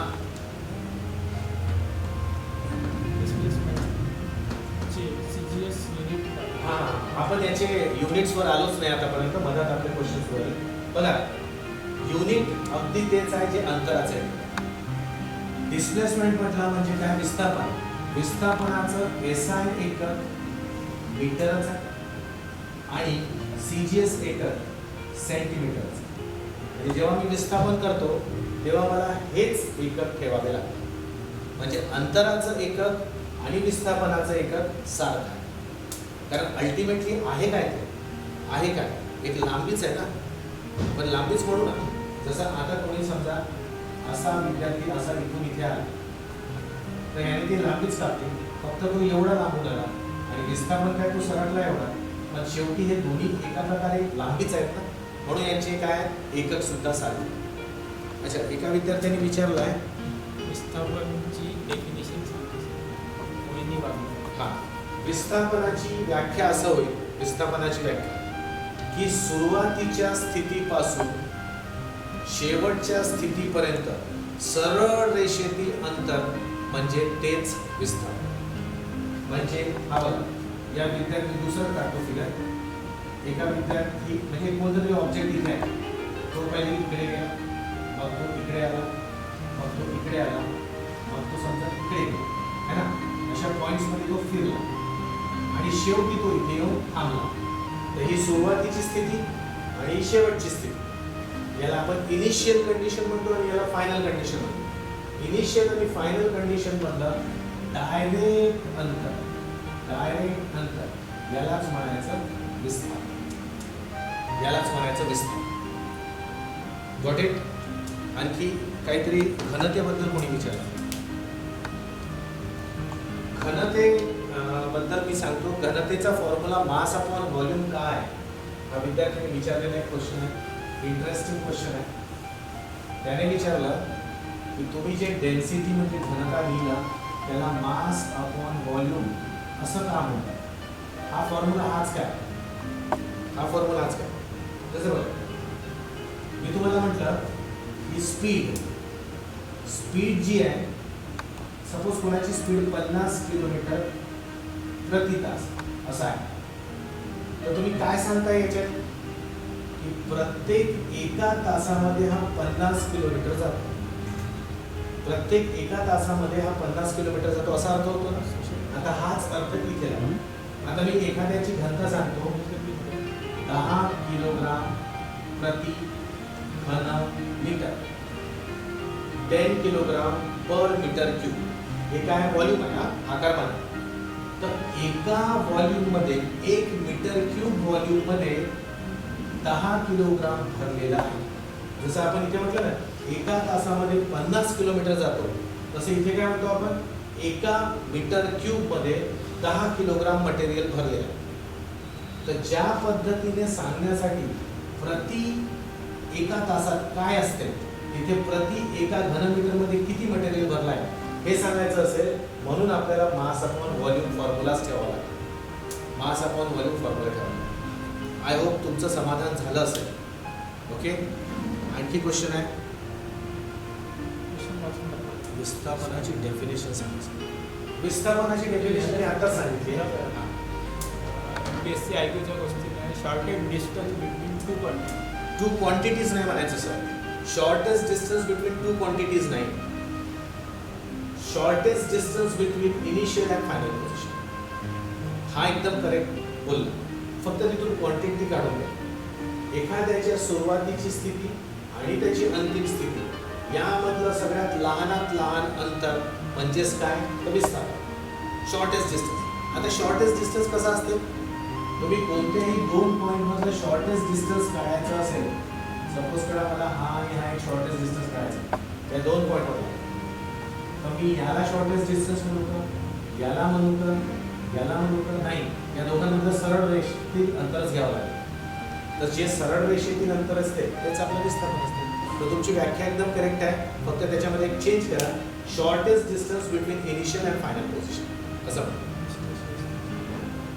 जशी वस्तूची चाल वाढत जाते तसतसे घर्षण बल कमी होते. घर्षण बलाबद्दल आता नाही बोलू आपण. घर्षण बलाबद्दल आता नाही बोलू, कारण याच्यासाठी आपल्याला 2 स्टेप पुढे जावं लागेल. पहिले मला बल शिकवू द्या. बल शिकवल्यानंतर काही 1-2 क्लासेस नंतर आपण घर्षण बल शिकू, त्यामध्ये तुम्ही मला प्रश्न विचारा. कारण मी आता बलच नाही सांगितलं ना तुम्हाला, तर घर्षण बलबद्दल माझं बोलणं योग्य होणार, कन्फ्युजन वाढायचं. पण मी नक्की सांगेन तुम्हाला, आपल्या लिस्टमध्ये घर्षण बलही आहे आणि मला उद्याच्याच क्लासमध्ये तुम्हाला बल शिकवणार आहे. बल सांगितल्याबद्दल तुम्हाला पुष्कळशा गोष्टी ऑटोमॅटिक क्लिअर होतात. तर हा प्रश्न पेंडिंग राहील, डोंट वरी. वेलोसिटी अँड स्पीडचे डिफरन्स वेलॉसिटी आणि स्पीड बघा, प्रश्न सांगतात वेलोसिटी अँड स्पीडचे डिफरन्स. एकाने प्रश्न विचारला आहे की वेलॉसिटी आणि स्पीड म्हणजे कसं, वेग आणि चाल यांच्यामधला फरक. वेगाचा फॉर्म्युला असा आहे, पहिले चालीचा फॉर्म्युला इथे लिहिला होता. एक मिनिट थांबून मला थोडा बोर्ड फ्री करू दे.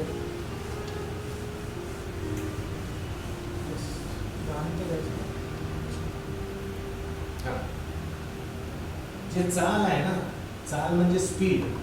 स्पीडचा फॉर्म्युला काय, अंतर भागिला वेग. आणि वेगाचा फॉर्म्युला आहे, आता मी वेग प्रॉपरली शिकवला नाही तरी पण आता तुम्हाला सांगून देतो, विस्थापन भागिला वेग. आता याच्यातला डिफरन्स बघा, इथे आम्हाला चाल सांगताना आम्हाला अंतर घ्यावं लागतं, म्हणजे डिस्टन्स कन्सिडर करावं लागतं. पण जेव्हा मी वेग काढतो तेव्हा मला विस्थापन सांगावं लागतं. ठीक आहे. दुसरा फरक आहे की चाल हे अदिश आहे, याच्यामध्ये मला दिशेची आवश्यकता नसते है ना. जसं मी म्हटलं, मी घरून 50च्या गतीने निघालो, तर आता मी तुम्हाला वेग सांगितलं की चाल सांगितली. मी सांगितलं की मी कुठून कुठे गेलो, नाही सांगितलं, तर मग मी चाल सांगितली. पण जर मी म्हटलं आज मी घरून 50च्या गतीने ट्युशनसाठी निघालो, तर घरून ट्युशन हे 2 वर्डही वापरले, तर इनडायरेक्टली मी दिशाच सांगितली तुम्हाला, तर त्यावेळेस ते काय होईल, वेग आहे.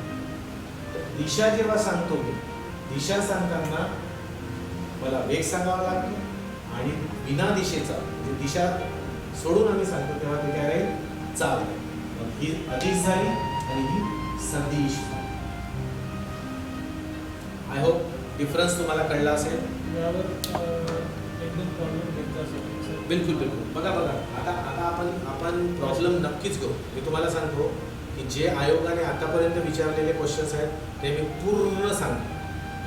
त्याच्या व्यतिरिक्त त्यांनी विचारल्यानंतर आम्ही पण काही रिसर्च करून काढलेले क्वेश्चन्स आहेत ते पण मी घेणार. पण सध्या आपण एकदम प्रायमरी स्टेजवर आहोत. आपण आता फक्त भौतिक राशींची ओळख करून घेतो. आता आपला चॅप्टर सुरू नाही झाला, आपण एक फाउंडेशन बनवतो आहे की ज्या फाउंडेशननी तुम्हाला भौतिकशास्त्र शिकण्यास मदत होईल. मी तुम्हाला पहिलेच सांगितलं, तुमचे कन्सेप्ट क्लिअर झाले तर तुम्ही ते 5 मार्क घेणार पक्के, आणि कन्सेप्ट क्लिअर नाही राहिले तर मग तुम्ही तिथे गोल ते फिरतच राहते 5 मार्काच्या मार्क. तर कन्सेप्ट क्लिअर करू. मी तुम्हाला क्वेश्चन न्यूमरिकल्स डेफिनेटली घेईन, पण आता सध्या आवश्यकता नाही. एकदा मला हे 10-12 फिजिकल क्वांटिटीज समजू द्या, तर मग त्याच्या रिलेटेड मी एक्झाम ओरिएंटेडही क्वेश्चन घेईन आणि माझे स्वतःचे जे इन्क्लूड केलेले आहे तेही क्वेश्चन घेईन. तर आपण टेन्शन घेऊ नका विद्यार्थ्यांनो, ते सगळं न्यूमरिकल्स. मोमेंटम म्हणजे संवेग, याच्याबद्दल नक्कीच सांगेल. पण संवेग सांगताना मी उद्याच्या क्लास किंवा परवाच्या क्लासमध्ये मी तुम्हाला तरी शॉर्टमध्ये सांगतो. हा जो मोमेंटम आहे ना, याला आपण संवेग म्हणतो. संवेग म्हणजे काय, तर वस्तुमान आणि वेग यांचा गुणाकार म्हणजे संवेग असतो. वस्तुमान आणि वेग यांचा गुणाकार म्हणजे काय, मोमेंटम. त्याला आपण छोटा p म्हणतो. हे काय असते, मास इंटू वेलोसिटी. आता तुम्हाला हे काय मोमेंटम आहे काय, एक सिंपलचं एक्झाम्पल सांगतो. त्या एक्झाम्पलने तुम्हाला पटकन कळून येईल की मोमेंटम काय. बघा, 2 ट्रक आहेत. 2 ट्रक आहेत. हे 2 ट्रक यांचे वस्तुमान सारखेच आहे, mm. ठीक आहे, दोघांचं वस्तुमान सारखं आहे. आता हे 10च्या वेगाने, दोघेही 10 मीटर प्रति सेकंड वेगाने एकमेकांना आले आणि टक्कर मारली. तर 10 मीटर प्रति सेकंड म्हटलं तर असं काही खूपसा वेग होत नाही. टक्कर मारली, ही कंडिशन लक्षात घ्या. आणि आता दोघांचा वेग 100 मीटर प्रति सेकंड आहे आणि या वेगाने एकमेकांना टक्कर मारली. तर मला सांगा भीषण टक्कर कोणत्या केसमध्ये? सेकंड केसमध्ये भीषण टक्कर इथंच होईल ना विद्यार्थ्यांना. आता इथे भीषण टक्कर झाली 100च्या वेगाने, तर मग असं का होत आहे? तर दोन्ही केसमध्ये सारखेच होते, त्यांचं वस्तुमान सारखं होतं. मग टक्कर दुसऱ्या केसमध्ये जोरदार होत आहे, पहिल्या केसमध्ये हलकीशी टक्कर होत आहे. तर याचं कारण हे आहे की जेव्हा एखादी वस्तू वेगामध्ये असते ना, जेव्हा एखादी वस्तू वेगामध्ये असते तर ऑटोमॅटिक त्याच्यामध्ये त्या वस्तूमध्ये एक वेगळी क्वांटिटी डेव्हलप होते, एक राशी, भौतिक राशी डेव्हलप होते. आणि ती राशी म्हणजेच काय असते? संवेग, म्हणजे मोमेंट. जेव्हा आपण स्पीडमध्ये असतो, स्पीड म्हणण्यापेक्षा वेगामध्ये असतो, तेव्हा जेव्हा वेगामुळे आपल्या बॉडीमध्ये जे राशी डेव्हलप होते ती राशी असते संवेग. म्हणजे सरळ सरळ एक्झाम्पल, तुम्ही डोळ्यावर पट्टी बांधली आणि पायी पायी पायी पायी गेले आणि भिंतीला तुमची टक्कर लागली. आणि दुसरी डोळ्याला पट्टी बांधली आणि धावत गेले आणि भिंतीला टक्कर मारली, तर दुसऱ्या टक्करमध्ये आपल्याला जोरदार लागेल. रिझन, पहिल्या टक्करमध्ये तुमचा संवेग कमी होता, दुसऱ्यामध्ये काय होता? जास्त. I hope you understand.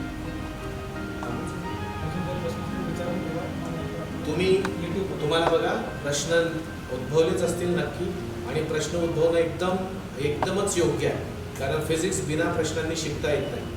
तर विद्यार्थ्यांना तुमचे आताचे प्रश्न जितके देण्यात आले तितके मी दिले. याच्यानंतर पुन्हा तुमचे प्रश्न कधीही उद्भवले तर यूट्यूबवर तुम्ही कमेंट बॉक्समध्ये टाका, किंवा उद्या पुन्हा क्लासमध्ये तुम्ही मला विचाराल तर मी नक्कीच त्यांना उत्तर देईन. काही अडचण येतात मला, आपण नवीन अडचण येऊन राहिल्या सगळ्यांना, काही जॉईन होऊ शकले नाही, त्याचा सुद्धा उपाय करून द्या. बिलकुल. आता आणखी एक गोष्ट विद्यार्थ्यांनो होते काय ना, की हा थोडासा आपण कनेक्टिव्हिटी आपली ऑनलाईन होता, तर अडचणी उद्भवतात. ओके, काही विद्यार्थी कनेक्ट होऊ नाही शकले, मला व्हिडिओ पॉज झाले, कधी ऑडिओ बरोबर नसतो, तर हे आपल्याला एकमेकांना समजून घेऊन चालावं लागतं, है ना. तर आम्ही पूर्ण प्रयत्न करतो, प्रज्ञा प्रबोधिनी अकॅडमी, करिअर अकॅडमी पूर्ण प्रयत्न करतोय की तुम्हाला क्लिअर टू क्लिअर, एकदम क्लिअरेस्ट व्हिडिओज आणि ऑडिओ सकट पाठवायचे.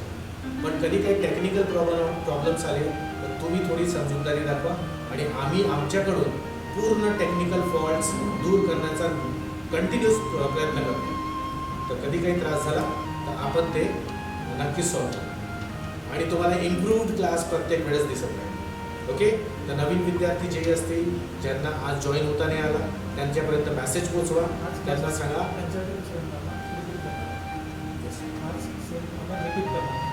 अच्छा, ज्यांना जॉईन होता नाही आलं किंवा ज्यांची अडचण आली, काही प्रॉब्लेम्स आले असतील, तर क्लास पुन्हा रिपीट होईल. नॉट टू वरी, तुम्हाला पूर्ण समाधान होण्यापर्यंत आम्ही शिकवू. Okay, not to worry students. मला वाटते आता सगळं आजचा क्लास तरी आटोपला आहे. आता विद्यार्थ्यांना तुम्ही शिकवलेल्या विषयावर थोडा विचार मंथन करा आणि आपले प्रश्न रेडी ठेवा. ओके,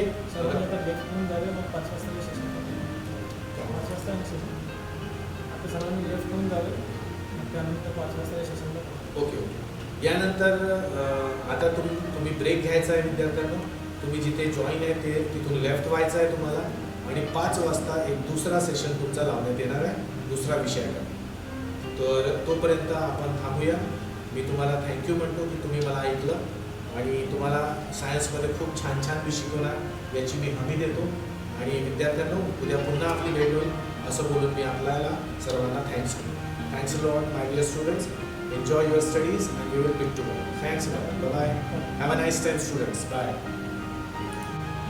चला विद्यार्थ्यांनो, थोडा व्हिडिओ पॉज झाला होता, सॉरी फॉर इंटरप्शन. कंटिन्यू. चालीचं SI एकक मीटर पर सेकंड आहे, आणि याचं CGS एकक हे काय असेल? सेंटीमीटर प्रति सेकंड. हॅलो, पुन्हा रिपीट करू. हां, चाल रिपीट करायची आहे. Okay, no problem. हां, करतो. बघा, थोडा व्हिडिओ पॉज झाला होता. विद्यार्थ्यांना मी पुन्हा सांगतोय जे मी चाल शिकवतो. चाल म्हणजे काय? स्पीड. ही एक अदिश राशी, ना, हे विसरायचं नाही. अदिश राशी. एखादा सोपा प्रश्न आयोगाला टाकायचा असेल ना, तर तो अशा याच्यावर टाकून देऊ शकतो. मी एक सांगितलं की नागपूर ते अमरावती अंतर 150 किलोमीटर आहे, आणि एक कार नागपूरवरून अमरावतीला निघाली, 3 तासात ती पोहोचते. आता हिची चाल काढा.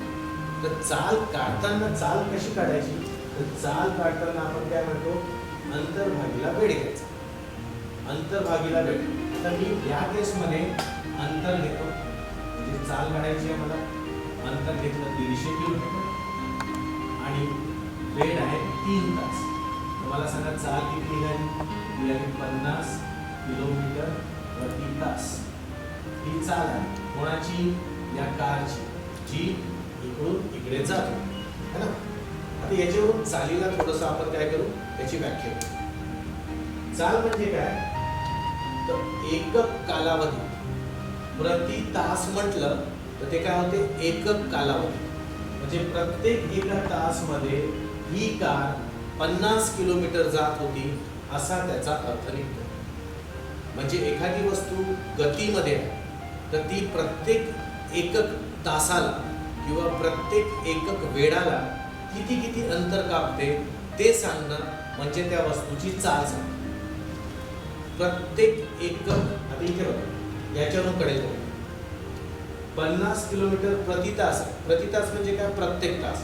प्रत्येक तासाला ही कार 50 किलोमीटर जाते. म्हणजे एकक वेळेमध्ये ती किती किती अंतर पार करते हे सांगणं म्हणजेच काय सांगणं? तर त्या गतिमान वस्तूची चाल सांगणं. बरं, याच्यामध्ये दिशेची काही आवश्यकता नसते. आता तुम्ही म्हणाल नंतर नागपूर ते अमरावती चालली ना कार, इथे तर दिशा आली, मग ते दिशा कन्सिडर करू नका. आपण जेव्हा चाल म्हणतो तेव्हा त्या चालीला दिशेचा आधार नसतो. ही कुठलीही दिशा असू द्या, आपण फक्त एक सांगतो की एकक कालावधीत वस्तू किती अंतर पुढे गेली. बरोबर? म्हणजे याचा फॉर्म्युला कसा बनला? चाल बरोबर अंतर भागीला वेळ, इंग्लिशमध्ये स्पीड बरोबर डिस्टन्स अपॉन टाइम. आता आपण याचा एकक बनवतोय. एकक आपल्याला दोनच बनवायचे, SI मध्ये आणि CGS मध्ये. तर SI मधलं बघितलं तर अंतर कशात घ्यायचं असते? मीटर मध्ये. वेळ कशात घ्यायची असते? सेकंड मध्ये. हे फिक्स आहे SI मध्ये. तर CGS मध्ये सेंटीमीटर आणि सेकंड असते. आता तुम्ही बघा, इथे आपण चाल जी काढली ती कशात काढली? किलोमीटर प्रति तास. नो डाऊट किलोमीटर प्रति तास हे सुद्धा एक एकक आहे, पण स्टँडर्ड एकक जे SI एकक आहे ते कोणतं आहे? मीटर प्रति सेकंड. ओके विद्यार्थ्यांनो, तर आपण जे हे सांगतो ना हे स्टँडर्ड नाही आहे बरं, किलोमीटर प्रति तास. पण होते कसं ना, आपल्याला मोठे युनिट सांगावे लागतात ना. जशी जशी वस्तू मोठी मोठी होत जाते आपल्याला युनिट्स पण मोठे मोठे करावे लागतात, है ना. जसं नाही की आपण सोनाराच्या दुकानात जाऊन किलोमध्ये बोलत नाही, किलोग्राममध्ये बोलतो का आपण? नाही. तसंच ट्रकमध्ये माल लोड करताना आपण तोड्यामध्ये बोलत नाही, है ना. तर प्रत्येक ठिकाणी आपण वेगवेगळे युनिट वापरतो. तरी पण आपल्याला माहीत असायला पाहिजे की स्टँडर्ड युनिट कोणतं आहे. स्टँडर्ड युनिट कोणतं आहे? SI. SI म्हणजे मीटर प्रति सेकंड. याच एककामध्ये चालीला सांगावं लागतं. I hope you understood. विद्यार्थ्यांना तुम्हाला कळलं असेल असं मला वाटते. मग मी आता पुढे जातो.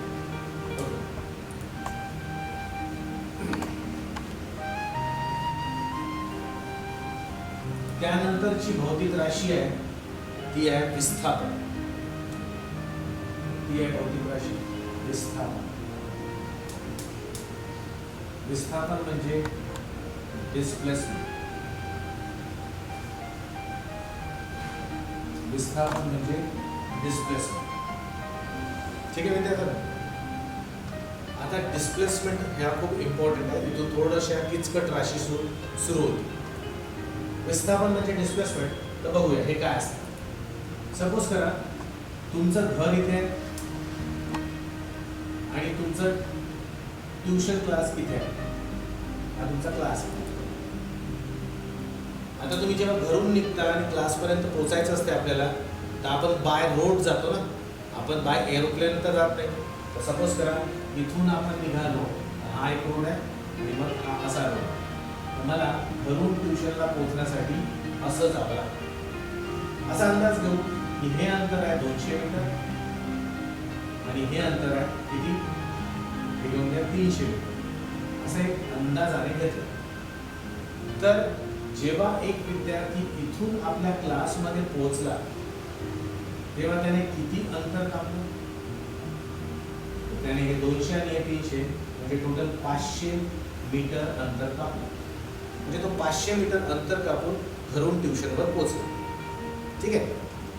आता दुसरी गोष्ट येते की हा जेव्हा सुरुवातीला घरी होता आणि याची अंतिम स्थिती ट्युशन आहे, क्लास आहे, तर हा आपल्या घरापासून ट्युशनपर्यंत किती सरकला म्हणजे किती विस्थापित झाला, किती जागा याने विस्थापित केली. म्हणजे सुरुवातीचं कंडिशन आणि शेवटची जी कंडिशन आहे, सुरुवातीची स्थिती आणि शेवटची स्थिती यामधलं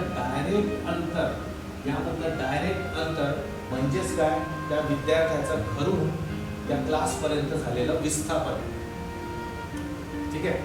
त्या घराभरून क्लासपर्यंत झालेलं विस्थापन, सुरुवातीची स्थिती आणि अंतिम स्थिती यामधलं सरळ रेषेतील अंतर हेच त्याचं विस्थापन असतं.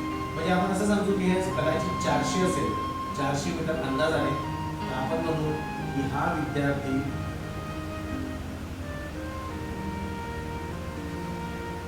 विद्यार्थी आपल्या घरापासून 400 मीटर विस्थापित झाला.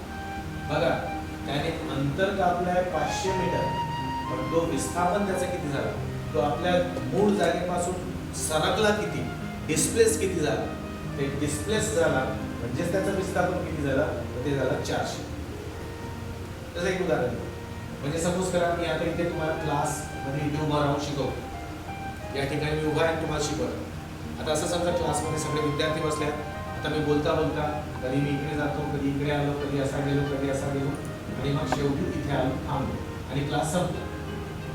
तर मी अंतर किती कापलं हे सगळं, हे किचकट अंतर मी कापलं, पण माझं विस्थापन सुरुवातीची स्थिती आणि अंतिम स्थिती याच्यामध्ये किती झाला, तर हे सरळ रेषेतील अंतर काढलं. तर माझं विस्थापन फक्त एवढं आहे, पण माझं अंतर बघा किती जास्त आहे ना.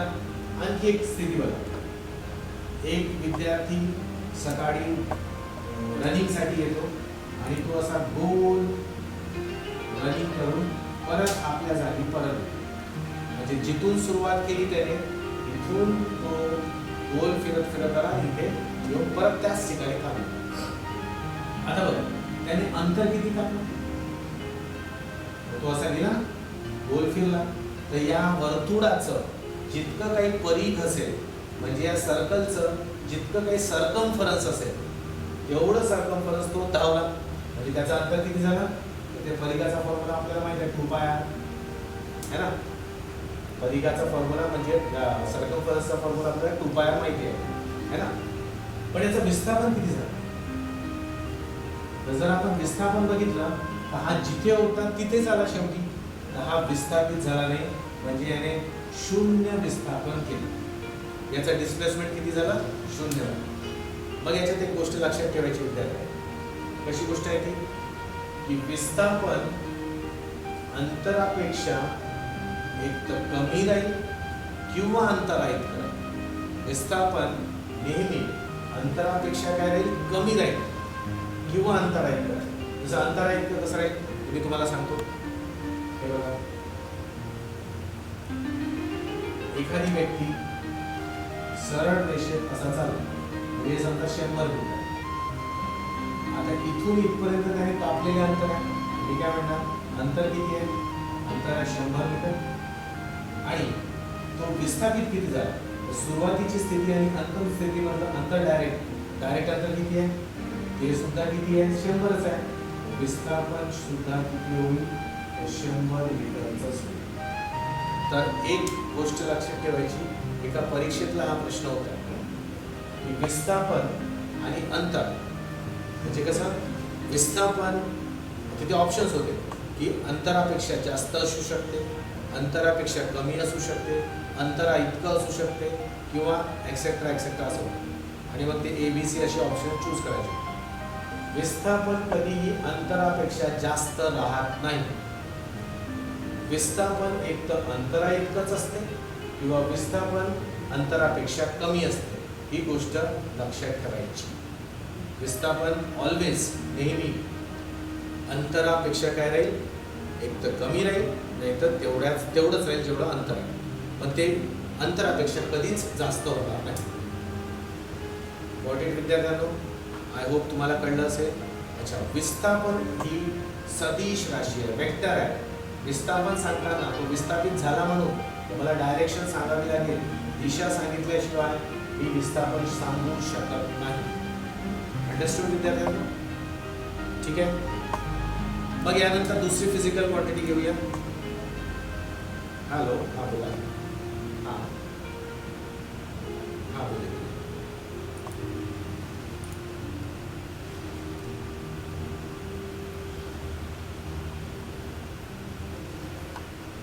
हाँ, मैं आपको इसको हिंदी में बताऊँ या मराठी में चलूँगा.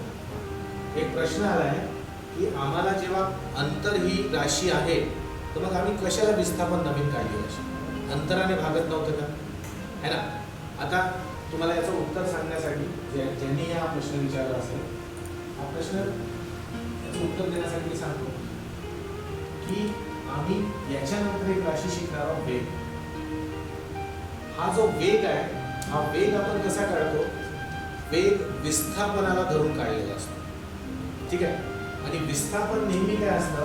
विस्थापन आपण एक बॉडी, कोणतीही बॉडी म्हणजे एक वस्तू आपल्या स्वतःच्या जागेवरून सुरुवातीच्या शेवटच्या जागेवर पोहोचत आहे, तर तिची परिस्थिती जी बदलत आहे, तिची जी स्थिती बदलत आहे, त्याला धरून आपल्याला वेग सांगावा लागतो. अच्छा, ही बॉडी अशी पण जाऊ शकते, हा अंतर आहे. तर हा अंतराला धरून जेव्हा आपण सांगतो तेव्हा आपण चाल सांगत असतो. आणि जेव्हा आपण विस्थापनाला धरून सांगतो तेव्हा वेग सांगतो. तर वेग सांगायला आणि त्याच्यानंतर आणखी एक भौतिक राशी आहे, त्वरण. त्वरण सांगायला आम्हाला विस्थापनाचा आधार घ्यावा लागतो. आणि म्हणूनच विस्थापन एक नवीन टर्म आम्हाला वापरण्यात म्हणजे कसं ना अभ्यासाला आहे. कारण जर आपण विस्थापन नाही घेतलं तर वेग बद्दल माहिती काढू नाही शकणार आणि त्यानंतर त्वरणाबद्दलही माहिती काढू. हॅलो हॅलो, त्वरणला ॲक्सेलरेशन म्हणतो. ॲक्सेलरेशन, त्वरण म्हणजे ॲक्सेलरेशन. म्हणजे असं समजा तुम्ही हे एक कसं आहे ना, हां एक मिनिट. हा जो आता वेग म्हणजे वेलॉसिटी, त्यानंतर त्वरण म्हणजे काय? ॲक्सेलरेशन. आणि आम्ही आता शिकतोय विस्थापन म्हणजे डिस्प्लेसमेंट. लक्षात घ्या, या विस्थापनाने आपण वेग काढतो आणि या वेगाने आपण त्वरण काढतो.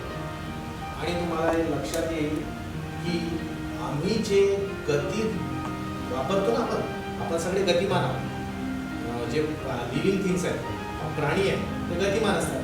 आणि आपण जेव्हाही गतीत असतो तर 99% गती आपली त्वरणयुक्त गती असते, म्हणजे ॲक्सेलरेशन असते.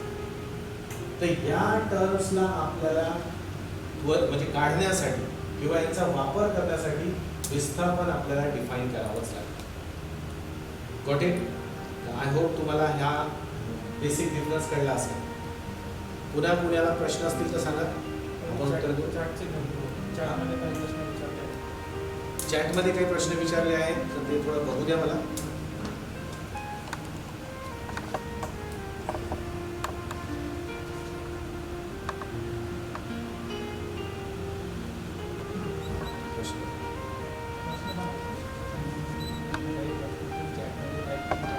विद्यार्थ्यांनो, कुणाला काही प्रश्न असेल तर थोडंसं चॅट बॉक्समध्ये तुम्ही टाईप करा. मी चॅट बॉक्समध्ये बघतोय आणि मग तुमच्या प्रश्नाचे उत्तर देण्याचा प्रयत्न करतो. जर तुम्हाला काही प्रश्न असतील तर तुम्ही प्लीज सांगा, मी तुम्हाला हेल्प करतो प्रश्नाचे उत्तर काढण्यासाठी. बरोबर. हां, आपला यूट्यूबवर हा व्हिडिओ लोड करण्यात येणार आहे. तुम्ही तो लोडेड व्हिडिओ जेव्हा बघाल तर तुम्हाला तेव्हाही काही प्रश्न उद्भवतील. तुम्ही कमेंट बॉक्समध्ये ते प्रश्न टाकाल तर त्यावर आम्ही उत्तर नेक्स्ट क्लासमध्ये देण्याचा प्रयत्न करू, है ना? तर तुम्ही म्हणजे असं क्वेश्चनलेस राहाल असं मी सांगत नाही. तुम्हाला नेहमी क्वेश्चनचे, प्रत्येक क्वेश्चनचे, तो कसाही क्वेश्चन असो, रिलेटेड तुम्हाला उत्तर नक्कीच देण्यात येईल. तुम्ही असं नका समजू की तुम्ही आत्ता टॉपिक शिकवला तर आत्ताच प्रश्न विचारायला हवा. तुम्ही आता नाही, उद्याही सुचला तुम्हाला प्रश्न परवाही सुचला, यूट्यूबमध्ये व्हिडिओ बघितल्यानंतरही सुचला, तरी तुम्ही आम्हाला कळवावा आणि कुठल्याही प्रकारे कळवावा. आम्ही त्याचं नक्कीच समाधान करू. ओके स्टुडंट्स, बिलकुल टेन्शन घ्यायचं नाही. आपण प्रत्येक प्रश्नाला उत्तर देऊ. कोणीतरी विचारला आहे प्रश्न टेक्स्टमध्ये, मी बघतोय. आता मी लक्षात घ्या. डिस्प्लेसमेंटचे CGS युनिट काय? हां, डिस्प्लेसमेंटचे CGS युनिट काय? हां, आपण याचे युनिट्सवर आलोच नाही आतापर्यंत. मधात आपले क्वेश्चन्स वर बघा. युनिट अगदी तेच आहे जे अंतराचे आहे. डिस्प्लेसमेंट म्हटलं म्हणजे काय? विस्थापन. विस्थापनाचं SI एकक मीटरच आहे आणि CGS एकक सेंटीमीटरच. म्हणजे जेव्हा मी विस्थापन करतो तेव्हा मला हेच एकक ठेवावे लागते. म्हणजे अंतराचं एकक आणि विस्थापनाचं एकक सारखं. कारण अल्टिमेटली आहे काय? ते आहे काय? एक लांबीच आहे ना. पण लांबीच म्हणू ना. जसं आता कोणी समजा असा विद्यार्थी असा इथून इथे आला, तर याने ती लांबीच कापली. फक्त तो एवढा लांबून आला आणि विस्थापन काय तो सरकला एवढा. पण शेवटी हे दोन्ही एका प्रकारे लांबीच आहेत ना. म्हणून यांचे काय एकक सुद्धा सारखे. अच्छा, एका विद्यार्थ्याने विचारलं आहे विस्थापनाची डेफिनेशन सांगा. हां, विस्थापनाची व्याख्या असं होईल. विस्थापनाची व्याख्या की सुरुवातीच्या स्थितीपासून शेवटच्या स्थितीपर्यंत सरळ रेषेतील अंतर म्हणजे तेच विस्थापन. म्हणजे हा बघा, या विद्यार्थी दुसरं काढतो फिगर. एका विद्यार्थी म्हणजे कोणतरी ऑब्जेक्ट इथे आहे, तो पहिले इकडे गेला, मग तो इकडे आला, मग तो इकडे आला, मग तो समजा इकडे गेला, है ना. अशा पॉईंट्समध्ये तो फिरला आणि शेवटी तो इथे येऊन थांबला. तर ही सुरुवातीची स्थिती आणि शेवटची स्थिती, याला आपण इनिशियल कंडिशन म्हणतो आणि याला फायनल कंडिशन म्हणतो. इनिशियल आणि फायनल कंडिशन मधलं डायरेक्ट अंतर, डायरेक्ट अंतर यालाच म्हणायचं विस्थापन. यालाच म्हणायचं विस्थापन. Got it? आणखी काहीतरी घनतेबद्दल कोणी विचारलं? घनते बद्दल मी सांगतो. घनतेचा फॉर्म्युला मास अपॉन व्हॉल्यूम काय? हा विद्यार्थ्यांनी विचारलेला एक क्वेश्चन आहे. इंटरेस्टिंग क्वेश्चन आहे. त्याने विचारलं की तुम्ही जे डेन्सिटी म्हणजे घनता लिहिला त्याला मास अपॉन व्हॉल्यूम असं का म्हणतात? हा फॉर्म्युला हाच काय? हा फॉर्म्युला हाच काय? जसं बघा, मी तुम्हाला म्हटलं की स्पीड जी आहे, सपोज कोणाची स्पीड 50 किलोमीटर प्रति तास असं आहे, तर तुम्ही काय सांगताय याच्यात की प्रत्येक एका तासामध्ये हा 50 किलोमीटर जातो. प्रत्येक एका तासामध्ये हा 50 किलोमीटर जातो असा अर्थ होतो ना. आता हाच अर्थ इथे लागतो. आता मी एखाद्याची घनता सांगतो 10 किलोग्राम प्रति घन मीटर, 10 किलोग्राम पर मीटर क्यूब. हे काय व्हॉल्यूम आहे हा, आकारमान. तर एका व्हॉल्यूम मध्ये 1 मीटर क्यूब व्हॉल्यूम मध्ये 10 किलोग्राम भरलेला आहे. जसं आपण इथे म्हटलं ना एका तासामध्ये 50 किलोमीटर जातो, तसे इथे काय म्हणतो आपण एका मीटर क्यूब मध्ये 10 किलोग्राम मटेरियल भरलेलं आहे. तर ज्या पद्धतीने सांगण्यासाठी प्रति एका तासात काय असते, इथे प्रति एका घनमीटर मध्ये किती मटेरियल भरलं आहे हे सांगायचं असेल, म्हणून आपल्याला मास अपॉन व्हॉल्यूम फॉर्म्युलाच ठेवावा लागेल. मास अपॉन व्हॉल्यूम फॉर्म्युला ठेवा. आय होप तुमचं समाधान झालं असेल. ओके, आणखी क्वेश्चन आहे? विस्थापनाची डेफिनेशन सांगा. विस्थापनाची डेफिनेशन मी आता सांगितली. बेसिक IQच्या गोष्टीला shortest distance between two quantities नाही म्हणायचं sir. Shortest distance between two quantities नाही. Shortest distance between initial and final position. हा एकदम करेक्ट बोल. फक्त तिथून क्वांटिटी काढून द्या. एखाद्याच्या सुरुवातीची स्थिती आणि त्याची अंतिम स्थिती यामधलं सगळ्यात लहानात लहान अंतर म्हणजेच काय, तर विस्थापन. Shortest distance. आता शॉर्टेस्ट डिस्टन्स कसा असते, तुम्ही कोणत्याही 2 पॉईंट मधलं शॉर्टेस्ट डिस्टन्स काढायचं असेल, सपोज करा मला हा आणि हा एक शॉर्टेस्ट डिस्टन्स काढायचा या 2 पॉईंट मधला, मग मी याला शॉर्टेस्ट डिस्टन्स म्हणू का, याला म्हणू का, याला म्हणू का? नाही, या दोघांमध्ये सरळ रेषेतील अंतरच घ्यावं लागेल. तर जे सरळ रेषेतील अंतर असते तेच आपलं विस्थापन असते. तर तुमची व्याख्या एकदम करेक्ट आहे, फक्त त्याच्यामध्ये एक चेंज करा, shortest distance between initial and final position असं म्हणा. जशी वस्तूची चाल वाढत जाते तसतसे घर्षण बल कमी होते. घर्षण बलाबद्दल आता नाही बोलू आपण, घर्षण बलाबद्दल आता नाही बोलू, कारण याच्यासाठी आपल्याला 2 स्टेप पुढे जावं लागेल. पहिले मला बल शिकवू द्या, बल शिकवल्यानंतर काही 1-2 क्लासेस नंतर आपण घर्षण बल शिकू, त्यामध्ये तुम्ही मला प्रश्न विचारा. कारण मी आता बलच नाही सांगितलं ना तुम्हाला, तर घर्षण बलबद्दल मी माझं बोलणं योग्य होणार नाही, कन्फ्युजन वाढायचं. पण मी नक्की सांगेल तुम्हाला, आपल्या लिस्टमध्ये घर्षण बलही आहे आणि मला उद्याच्याच क्लासमध्ये तुम्हाला बल शिकवणार. बल सांगितल्याबद्दल तुम्हाला पुष्कळशा गोष्टी ऑटोमॅटिक क्लिअर होऊन जातात. तर हा प्रश्न पेंडिंग राहील, डोंट वरी. वेलोसिटी अँड स्पीडचे डिफरन्स. वेलॉसिटी आणि स्पीड बघा, प्रश्न सांग द्या सर. वेलोसिटी अँड स्पीडचे डिफरन्स. एकाने प्रश्न विचारला आहे की वेलॉसिटी आणि स्पीड म्हणजे कसं, वेग आणि चाल यांच्यामधला फरक. वेगाचा फॉर्म्युला असा आहे, पहिले चालीचा फॉर्म्युला इथे लिहिला होता. एक मिनिट थांबा, मला थोडा बोर्ड फ्री करू द्या.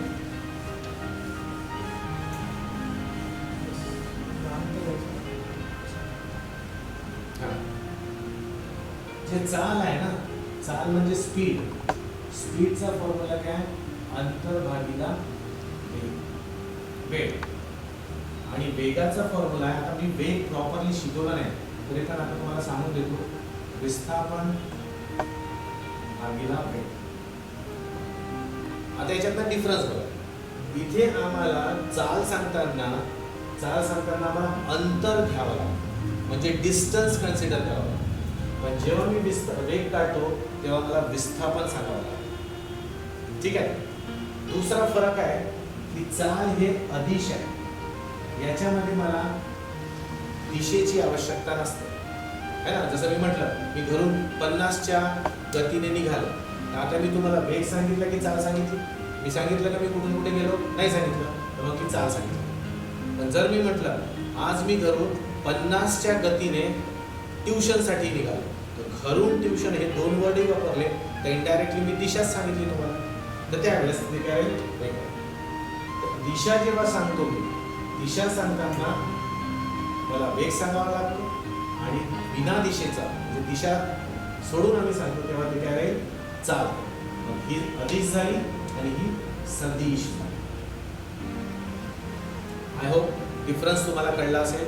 यावर एकदम प्रॉब्लेम घेतला असेल. बिलकुल बिलकुल. बघा आता आपण प्रॉब्लेम नक्कीच करू. मी तुम्हाला सांगतो की जे आयोगाने आतापर्यंत विचारलेले क्वेश्चन्स आहेत ते मी पूर्ण सांगतो. त्याच्या व्यतिरिक्त त्यांनी विचारल्यानंतर आम्ही पण काही रिसर्च करून काढलेले क्वेश्चन्स आहेत ते पण मी घेणार. पण सध्या आपण एकदम प्रायमरी स्टेजवर आपण आता फक्त भौतिक राशींची ओळख करून घेतो. आता आपला चॅप्टर सुरू नाही झाला, आपण एक फाउंडेशन बनवतो आहे की ज्या फाउंडेशनने तुम्हाला भौतिकशास्त्र शिकण्यास मदत होईल. मी तुम्हाला पहिलेच सांगितलं, तुमचे कन्सेप्ट क्लिअर झाले तर तुम्ही ते 5 मार्क घेणार पक्के, आणि कन्सेप्ट क्लिअर नाही राहिले तर मग तुम्ही तिथे गोलगोल ते फिरतच राहू ते 5 मार्काचे मार्क. तर कन्सेप्ट क्लिअर करू. मी तुम्हाला क्वेश्चन न्यूमरिकल्स डेफिनेटली घेईन, पण आता सध्या आवश्यकता आहे एकदा मला हे 10-12 फिजिकल क्वांटिटीज समजू द्या, तर मग त्याच्या रिलेटेड मी एक्झाम ओरिएंटेडही क्वेश्चन घेईन आणि माझे स्वतःचे जे इन्क्लूड केलेले आहे तेही क्वेश्चन घेईन. तर आपण टेन्शन घेऊ नका विद्यार्थ्यांना, ते सगळं न्यूमरिकल्स. मोमेंटम म्हणजे संवेग, याच्याबद्दल नक्कीच सांगेल. पण संवेग सांगताना मी उद्याच्या क्लास किंवा परवाच्या क्लासमध्ये मी तुम्हाला तरी शॉर्टमध्ये सांगतो. हा जो मोमेंटम आहे ना याला आपण संवेग म्हणतो. संवेग म्हणजे काय, तर वस्तुमान आणि वेग यांचा गुणाकार म्हणजे संवेग असतो. वस्तुमान आणि वेग यांचा गुणाकार म्हणजे काय, मोमेंटम. त्याला आपण छोटा p म्हणतो. हे काय असते, मास इनटू वेलोसिटी. आता तुम्हाला हे काय मोमेंटम आहे काय, एक सिंपलचा एक्झाम्पल सांगतो. त्या एक्झाम्पलने तुम्हाला पटकन कळून येईल की मोमेंटम काय. बघा, 2 ट्रक आहेत.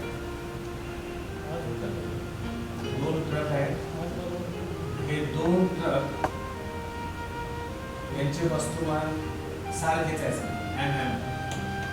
ठीक आहे, दोघांचं वस्तुमान सारखं. आता हे 10च्या वेगाने दोघेही 10 मीटर प्रति सेकंड वेगाने एकमेकांना आले आणि टक्कर मारली. तर 10 मीटर प्रति सेकंड म्हटलं तर असं काही खूपसा वेग होत नाही. टक्कर मारली ही कंडिशन लक्षात घ्या. आणि आता दोघांचा वेग 100 मीटर प्रति सेकंड आहे आणि या वेगाने एकमेकांना टक्कर मारली. तर मला सांगा भीषण टक्कर कोणत्या केसमध्ये? सेकंड केसमध्ये. भीषण टक्कर इथंच होईल ना विद्यार्थ्यांना. आता इथे भीषण टक्कर झाली 100च्या वेगाने, तर मग असं का होत आहे? ट्रक तर दोन्ही केसमध्ये सारखेच होते, त्यांचं वस्तुमान सारखं होतं. मग टक्कर दुसऱ्या केसमध्ये जोरदार होत आहे, पहिल्या केसमध्ये हलकीशी टक्कर होत आहे. तर याचं कारण हे आहे की जेव्हा एखादी वस्तू वेगामध्ये असते ना, जेव्हा एखादी वस्तू वेगामध्ये असते तर ऑटोमॅटिक त्याच्यामध्ये त्या वस्तूमध्ये एक वेगळी क्वांटिटी डेव्हलप होते, एक राशी, भौतिक राशी डेव्हलप होते. आणि ती राशी म्हणजेच काय असते? संवेग, म्हणजे मोमेंट. जेव्हा आपण स्पीडमध्ये असतो, स्पीड म्हणण्यापेक्षा वेगामध्ये असतो, तेव्हा जेव्हा वेगामुळे आपल्या बॉडीमध्ये जे राशी डेव्हलप होते ती राशी असते संवेग. म्हणजे सरळ सरळ एक्झाम, तुम्ही डोळ्यावर पट्टी बांधली आणि पायी पायी पायी पायी गेले आणि भिंतीला तुमची टक्कर लागली. आणि दुसरी डोळ्याला पट्टी बांधली आणि धावत गेले आणि भिंतीला टक्कर मारली, तर दुसऱ्या टक्करमध्ये आपल्याला जोरदार लागेल. रिझन, पहिल्या टक्करमध्ये तुमचा संवेग कमी होता, दुसऱ्यामध्ये काय होता? जास्त. I hope you understand.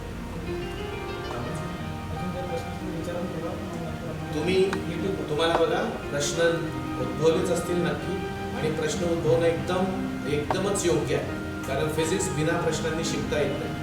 तर विद्यार्थ्यांना तुमचे आताचे प्रश्न जितके देण्यात आले तितके मी दिले.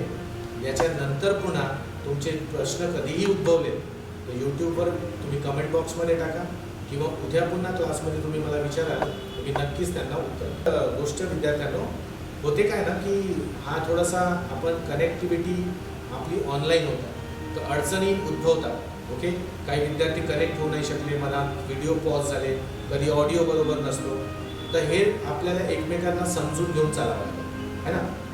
तर आम्ही पूर्ण प्रयत्न करतो, प्रज्ञा प्रबोधिनी अकॅडमी, करिअर अकॅडमी पूर्ण प्रयत्न करते की तुम्हाला क्लिअर टू क्लिअर एकदम क्लिअरेस्ट व्हिडिओज आणि ऑडिओ सगळं पाठवायचे.